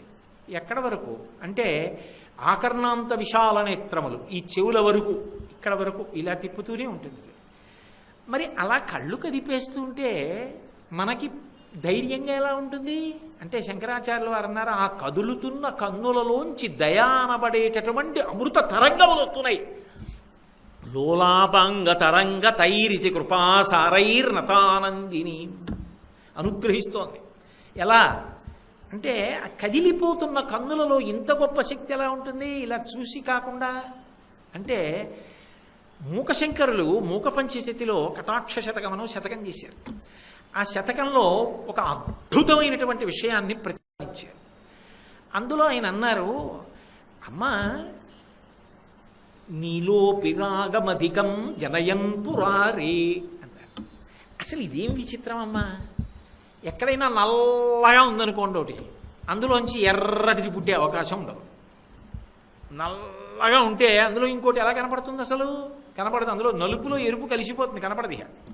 పైగా నలుపు నలుపునే చూపిస్తుంది తప్ప ఆ నల్లటి చీకట్లో ఇంకోటి కనపడే అవకాశం ఉండదు. కానీ అమ్మ ఇదేం విచిత్రం, నీ నల్లని కన్నులు నీ భర్త శంకరుడిలో ఎర్రటి భావాలు కల్పిస్తున్నాయి. ఇంకింతకన్నా నేను ఈ వేదిక మీద మాట్లాడక్కర్లా, మీరు అర్థం చేసుకోగలరు. అనురాగములు కల్పిస్తున్నాయి. కాముణ్ణి కాల్చినవాడు నీ కన్నుల వంక నీ చూపుల వంక చూసేటప్పటికీ మాకు తండ్రి అయ్యాడు. చాలుగా, అంతకన్నా పవిత్రంగా మాట్లాడడం దగ్గర పరిమితం అయిపోదాం. కాబట్టి అమ్మ నీ చూపులు ఎంత గొప్పవి అంటే నీలో పిరాగమధికం జనయన్ పురారే. నల్లని చూపులు, చల్లని చూపులు అవతలవాడిలో వేడి ఎందుకు రగల్చాయమ్మా? ఆయనలో ఎరుపుతనం, రాగము, అనురాగము, కోరిక పుట్టి ఈశ్వరుడు కామేశ్వరుడయ్యాడు, కామాన్ని పొందాడు. చిత్రం కదూ. నల్లని కన్నులు శంకరుడు యందు ఎర్రని కోరికలు పుట్టించాయా? నీలో పిరాగమధికం జనయన్ పురారే లోలోపి భక్త జనయన్ ధళయన్నరాణాం. లోలోపి భక్తి జనయన్ లోలోపి భక్తి ధళయన్ జనయన్నరాణాం. నువ్వు తల్లి నీ కన్నులు లోలోపి కదిలిపోతుంటాయి. అలా చూపులు కదిలిపోతున్నటువంటి చూపులు కలిగినటువంటి తల్లివి నీ దగ్గరికి వచ్చి వంగి నమస్కరించినటువంటి భక్తుడు ఎవరుంటాడో వాడిలో భక్తిని కల్పిస్తున్నాయి. భక్తి కలిగిందనుకోండి, మీరు ఎన్ని విషయాలు ఆలోచిస్తున్నా ఒకటి దగ్గర పరిమితం అయిపోతారు. కడుపు నిండా తిన్నాడు అనుకోండి, ఆ భగవంతుడు అనుగ్రహం, ఇవాళ భోజనం కడుపు నిండా చేశాను. పొద్దున నిద్రలేచి ఆ తల్లి అనుగ్రహం, రాత్రి బాగా నిద్రపట్టింది. మళ్ళీ పాలు తాగుతూ ఆ తల్లి అనుగ్రహం, ఆకలేసింది. ఆ తల్లి అనుగ్రహం నడవగలుగుతున్నాను. ఆ తల్లి అనుగ్రహం ఇవాళ కార్యాలయానికి ఎడుతున్నాను. ఆ తల్లి అనుగ్రహం 4 రూపాయలు వచ్చాయి. ఆ తల్లి అనుగ్రహం సంసారం చక్కబెట్టుకుంటున్నాను. అంటే పైకి ఏం చేస్తున్నా ఒకదాని యందు నిశ్చల భావంతో కదలిక లేకుండా ఉన్నాడు. ఏదది? భక్తి. భక్తి అన్న రాటకి కట్టబడి కదులుతూ ఉంటాడు. అన్నీ భక్తిలో అన్వయం అయిపోతూ ఉంటాయి. కొడుక్కి ఉద్యోగంలో పదోన్నతి వచ్చింది అని తెలిసింది, గబగబా పూజామందిరంలోకి వెళ్ళి ఆవిడికి నమస్కారం పెడతాడు. అమ్మ నీ అనుగ్రహం అంటాడు. అంటే ఆ ఒకటి లేనిదే ఉన్నాడు, కదలిక లేకుండా. ఎప్పుడో ఒకటిని పట్టుకుని ఉన్నాడు. ఎవరి అనుగ్రహం? కదిలిపోతున్న ఆవిడ చూపులు కదలకుండా ఒకటి ఎందుకు నిలబెడుతున్నాయి భక్తుడిని. అదేమిటమ్మా విచిత్రం కదా. అనేకమును చూస్తూ కదిలిపోతున్న చూపుల చేత ప్రభావితుడైన వాడు కూడా అనేకముల యందు ప్రవర్తించాలి. కానీ అనేకములు చూస్తూ కదిలిపోయే చూపులు ఒకటైన భక్తి యందు నిలబడేటట్టు చేస్తున్నాయి భక్తుడిని. లోలోపి భక్తి ధళయన్నరాణాం. లౌల్యముతో అంటే చించలత్వమును కలిగినటువంటి నీ చూపులు నిశ్చలముగా ఉండగలిగినటువంటి హృదయాన్ని భక్తుడికి ఇస్తున్నాయి. ఇది అద్భుతం కదమ్మా, ఆశ్చర్యం కదా. ఇది ఒకలా ఉంటే వక్రోపి దేవి నమతాం సమతాం వితన్వన్. నమతాం అంటే అమ్మవారి దగ్గరికి వెళ్ళి ఇలా నమస్కరించిన వాడికిట వక్రోపి వంకర చూపు చూస్తుందట. వంకర చూపు అంటే ఇలా చూశాను అనుకోండి, నిలువు చూపు. ఇలా ఎదురుగుండా చూస్తున్నాను కాబట్టి నిలువు చూపు. ఇలా చూడకుండా ఇలా చూశాను అనుకోండి, వంకర చూపు. ఎందుకని? ఇలా వెళ్ళింది కాబట్టి. వక్రోపి అంటే కటాక్షం. ఇలా కంటి నుంచి ఇలా చూస్తే నిలువు చూపు, కంటి చివరి నుంచి చూస్తే కటాక్షం అంటారు. కంటి చివరి నుంచి చూసిన చూపు పొట్టి చూపు. ఇలా చూస్తే కనపడినంత ఇలా చూస్తే కనపడుతుందా? కనపడదు. వక్రోపి ఎవరిని చూస్తుందట అలా? నిజంగా తాను మారాలని కోరుకుని ధర్మాన్ని పట్టుకోవాలని కోరికుండి ఇలా వంగి నమస్కరించిన వాడు ఉంటాడే, వాడు అలా ఎదురుగుండా వచ్చి చేయడు, ఇలా పక్కకు వచ్చి చేశాడు. పక్కకు వచ్చి చేస్తేట ఆవిడ ఎంతో సంతోషంగా వక్రోపి ఇలా చూస్తుందిట. ఇలా పక్కకి చూస్తే ఇలా వంకరగా చూసిన నీ చూపు ఉందే అమ్మా, దేవి నమతాం సమతాం వితన్వన్. అదేం విచిత్రమో కానీ అమ్మా, నువ్వు చూసిన వంకర చూపు వల్ల ఆ చూపు ఎవరి మీద పడిందో వాడికి అన్నీ సమానంగా కనపడుతున్నాయి. అన్నీ సమానంగా కనపడడం ఏమిటి అంటే, మూకశంకర్లే మూక పంచశతిలో ఒక చోట ఒక మాట చెప్తారు, అన్నీ భగవత్ స్వరూపములుగానే కనపడతాయి తప్ప వేరు భావములిక కనపడవు. ఎక్కడ ఏది కనపడనివ్వండి, మత్ తేజోంశ సంభవం, అబ్బా భగవత్ స్వరూపం. అందుకే ఆ కాంతి. భగవంతుడు భగవంతుడు భగవంతుడు అన్నిటి యందు భగవంతుడిని చూడగలిగినటువంటి సమబుద్ధి ఏర్పడుతోంది. దేని వలన? వంకరగా చూసిన చూపు వల్ల. వంకరగా చూస్తే వంకర టింకర బుద్ధులు రావాలి, కానీ సమబుద్ధి ఎలా వచ్చిందమ్మా? నల్లటి చూపు చూస్తే ఎర్రటి కోరికలు శివుళ్ళు ఎలా పుట్టాయమ్మా? అన్నిటికన్నా విచిత్రం, అసలు నువ్వు చూసినప్పుడు చించలమైన చూపులతో చూస్తుంటే నిశ్చలత్వం భక్తుల్లో ఎలా వచ్చిందమ్మా? అంటే ఆమె చూసిన చూపులలో ఆ కదలికలు ఎలా ఉన్నా అనుగ్రహం మాత్రం అద్భుతంగా ఉంటుంది. అందుకే అమ్మ నన్ను అలాగే చూడు, ఇలా చూడొద్దు, ఏదో మామూలుగా ఇలా చూసినట్టు చూడొద్దు, ఇలా చూడు, కళ్ళు కదుపుతూ అస్తస్తమానం చూడు, వర్షించు నా మీద. అందుకే కామాక్షి నృత్యతుమయి తతపాంగ పాత అంటారు మూకశంకర్లు. తడిపేయమ్మా, మళ్ళీ మళ్ళీ మళ్ళీ మళ్ళీ అలాగే చూడు. నేను ఇలా చూశాను అనుకోండి, ఎన్ని మాటలు చూసినా ఒకటే. ఎందుకంటే ఇలా చూస్తే నిజంగా అక్కడ ఎవరున్నారో నాకేం దృష్టిలోకి వెళ్ళదు. ఎందుకంటే నేను ఏ విషయం చెప్తున్నానో దాని గురించిన ఆలోచనలు లోపల నుంచి వస్తూ ఉంటాయి. కానీ నాకు నిజంగా చాలా ప్రీతి ఉందనుకోండి, ఈ పక్కన ఎక్కడో ఏదో పెట్టుకున్నాను అనుకోండి, దాని మీద నాకు ప్రీతి ఉంటే అస్తమానం మాట్లాడుతూ మాట్లాడుతూ మధ్యలో ఇలా చూసుకుంటూ ఉంటాను. అప్పుడు మళ్ళీ మళ్ళీ నృత్యతు, మళ్ళీ మళ్ళీ ఇలా ఇలా చూస్తున్నప్పుడు నీ చూపులు నాట్యం చేస్తూ నా మీద పడుతూ ఉండాలి. అలా నృత్యం చేస్తూ నీ వంకర చూపులు, నీ కదులుతున్న చూపులు నా మీద పడాలమ్మా. దాని వలన నాకు సమబుద్ధి రావాలి, నాకు నిశ్చలత్వం రావాలి. అందుకనమ్మా నీ చూపులు కదులుతూ ఉంటాయేమో కానీ కదలని స్థితి దానివల్లే వస్తుంది. లోలాపంగ తరంగ తైరితి కృపాసారైర్నతానందిని. అది శంకర భగవత్పాదుల యొక్క ప్రతిపాదన. అది దాని అద్భుతం. లోలాపాంగ, అపాంగ అంటే కంటి చివరి నుంచి చూడడం, ఇలా కదులుతూ ఇలా అస్తమానం ఇలా కంటి చివరికి చూస్తున్నటువంటి నీ చూపులు ఉన్నాయే అవి నతానందిని. వాడు ఏం పెద్ద స్తోత్రాలు చెయ్యక్కర్లేదమ్మా. వాడు పరమ సంతోషంతో భక్తితో ధర్మాన్ని పట్టుకోవాలనేటటువంటి దీక్షతో ఇలా రెండు చేతులు కైమోడ్చి నీ దగ్గర నిలబడితే తల్లి, అటువంటి వాడి పట్ల నీ చూపు పడగానే వాడు సమస్తమైనటువంటి అనుగ్రహాల్ని పొందేస్తాడు. నిజానికి అమ్మా అది ఎంత గొప్ప శక్తి కలిగినది అంటే ఆ పొట్టి చూపు నేను చెప్పడం అంత తేలిక కాదు అని మూకశంకర్లే మూక పంచశతిలో ఒక చోట ఓ మాట అంటారు. మాహాత్మ్యసేవధిరసౌ తవ దుర్విలింఘ్య సంసార వింధ్యగిరి కుంఠన కేళి చుంచుహు. అగస్త్య మహర్షి పొట్టివాడు. పొట్టివాడైన అగస్త్యుడు ఏం చేశాడు? వింధ్య పర్వతాన్ని ఇలా అణిచేశాడు. ఎందుకని ఆయన్ని చూడగానే ఇలా అణిగిపోయింది. అగస్త్యుడు ఏమన్నాడు? అబ్బాయి నేను అలా వెళ్ళి ఇలా వచ్చేదాకా అలాగే ఉండు, మళ్ళీ అస్తమానం నువ్వు లేవానే రాను కష్టం అన్నాడు. అయ్యా మీరు వచ్చేవరకు ఇలాగే ఉంటానని వంగుండిపోయాడు. ఆయన ఇటు రాలేదు, అది ఇక పెరగలేదు వింధ్య పర్వతం. అమ్మా లోకంలో పొడుగువాళ్ళు గొప్ప అనుకుంటారు కానీ పొట్టివాళ్లే గొప్ప అమ్మా. ఎందుకో తెలుసా?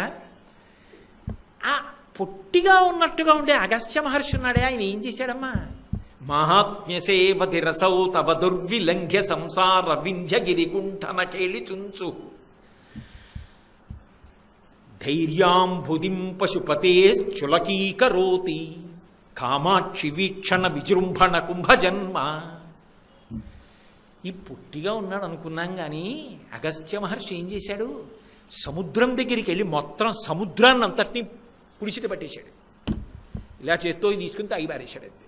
ఏదో అడుగుని రాక్షసులు ఉన్నారు చూడాలన్నారు. దేవతలు అడిగారు, ఆయన అయితే తాగేస్తాడు, వాళ్ళు కనపడతారా, ఆయన్ని తాగమని అన్నారు. పుచ్చేసుకున్నాడు. సముద్ర జలాలన్నీ ఆయనలోకి వెళ్ళిపోయాయి. ఇంత సముద్రాన్ని తాగేశాడమ్మా. ఏదో అంత ఎత్తులున్నాడండి, అంతున్నాడండి, తాగాడండి అనడానికి కాదు, ఇంతున్నవాడు తాగేశాడు. అసలు నిజానికి అంత సమర్థత ఇంతున్న వాళ్ళలోనే ఉంటుంది. ఇలా ఉంది. కాబట్టి సంసార వింధ్య గిరికుంఠన కేళి చుంచు. అమ్మా, నాకైతే ఆ అగస్త్యుడు ఎక్కడ కనపడుతుంటాడో తెలుసా? నీ పొడుగు చూపులో ఉన్నది కాదు, ఈ పొట్టి చూపు అగస్త్యుడు. ఇలా చూస్తావే, అలా నన్ను చూసావనుకో, ఆ పొట్టి చూపు అగస్త్యుడైన నేనేం చేస్తుందో తెలుసా? సంసార వింధ్య గిరికుంఠ నకేళి చుంచు.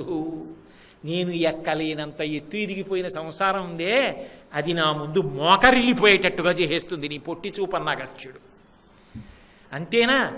ధైర్యాంబుధిం పశుపతేశ్చులకీకరోతి కామాక్షి వీక్షణ విజృంభణ కుంభజన్మ. పరమశివుడు కాముణ్ణి కాల్చిన వాణ్ణని పెద్ద హడావిడిగా ఇలా కూర్చున్నాడు. స్ఫురద్గండాభోగ ప్రతిఫలిత తాటంకయుగళం చతుశ్చక్రం మన్యే తవ ముఖమిదం మన్మధరథం అంటారు శంకరులు సౌందర్యలహరిలో. ఇంత మన్మధుణ్ణి కాల్చేసిన వాడైనా శంకరుడు వచ్చి ఇలా పక్కన కూర్చునేటప్పటికి, ఇలా అమ్మవారి వంక చూసేటప్పటికిట, నీలోపి రాగమధికం జనయన్ పురారే, మనందరికీ తండ్రి అయ్యాడు. అమ్మా, ఇంత కాముణ్ణి కాల్చిన శంకరుడు యొక్క ధైర్యాన్ని పుడిచిట పట్టేసింది నీ పొట్టి చూపు. నువ్వు ఆయన్ని ఇలా చూస్తే ఆయనంతా మురిసిపోయేవాడో కాదో, కానీ ఆయన ఇలా పక్కన కూర్చున్నప్పుడు నువ్వు ఆయన ఎడం పక్కన ఉంటావు కదూ, అందుకని చెప్పి ఆయనకి ఎడం వైపు అంటే ఆయన ఇలా కూర్చుంటే అమ్మవారి ఇలా ఉంటుంది. అప్పుడు ఆవిడ ఏం చేస్తుంది? ఆయన్ని అటు కూర్చుని ఇటువైపుకి ఇలా చూసుకుంటూ ఉంటుంది. ఇలా చూసుకుంటుంటే ఆయన ఎంత బాగా చూస్తోందో అని తల తిప్పి మరీ చూసేట్టే. ఆవిడ కళ్ళే తిప్పి చూసింది, ఆయన ఎంత బాగా కళ్ళు తిప్పుతోందో అని ఇలా తల తిప్పి చూసేట. లోకాలన్నీ పుట్టాయి, మేమందరం పుట్టాం, మమ్మల్ని అనుగ్రహించలేదమ్మా నువ్వు. అమ్మా, అంత శంకరుడి ధైర్యం అన్న సముద్రాన్ని పుడికిట పట్టేశావు నీ పొట్టి చూపుతో. నీ పొట్టి చూపున్న అగస్త్యుడి నా అనుగ్రహం నాకు పడితే సంసారం అన్న వింధ్య పర్వతం నా ముందు అణిగిపోతుంది. అందుకని నన్ను పొట్టి చూపే చూడు అంటే ఇలాగే చూడు. ఇలా చూశావా, నేను ఉద్ధరింపబడిపోయినట్టే. లోలాపంగ తరంగ తైరితి కృపాసారైర్నతానందినీం శ్రీశైలస్థలవాసినీం భగవతీం శ్రీమాతరం భావయే. అలా చూడగలిగిన తల్లి, అలా ఝంకారం చేయగలిగిన తల్లి, ఆ నాదం చేయగలిగిన తల్లి భ్రామరీ రూపంతో అదిగో ఆ శ్రీశైల పర్వతం మీద వేయించేసి ఉంది. ఆనాడు దేవతలు ఎందుకు కోరారో కానీ భారతదేశం మొత్తం మీద అమ్మా నీకు ఇష్టం వచ్చిన చోటు ఉండన్నారు. నేను శ్రీశైలంలో ఉంటానంది. అందుకనమ్మా, నువ్వు కోరి కోరి ఉన్న క్షేత్రం అక్కడికి మేము వస్తే నీకు క్షేత్రం కూడా ఇష్టం కాబట్టి, అబ్బా నాకు ఇష్టమైన చోటుకి వచ్చిన వాడు రా అంటే నాకు ఇష్టమైన వాడు, నా యందు ప్రీతున్నవాడని నువ్వు పొంగిపోతావు. అప్పుడు నా వంక బాగా చూస్తావు. ఇలా చూడకమ్మా, ఇలా చూడు. లోలాపంగ తరంగ తైరితి కృపాసారైర్నతానందినీం శ్రీశైలస్థలవాసినీం భగవతీం శ్రీమాతరం భావయే. మళ్ళీ రేపు సాయంకాలం 7 గంటలకు కలుసుకున్నప్పుడు కొనసాగిద్దాం. మంగళాశాసన పరై మదాచార్య పురోగమై సర్వైశ్చ పూర్వైరాచార్యై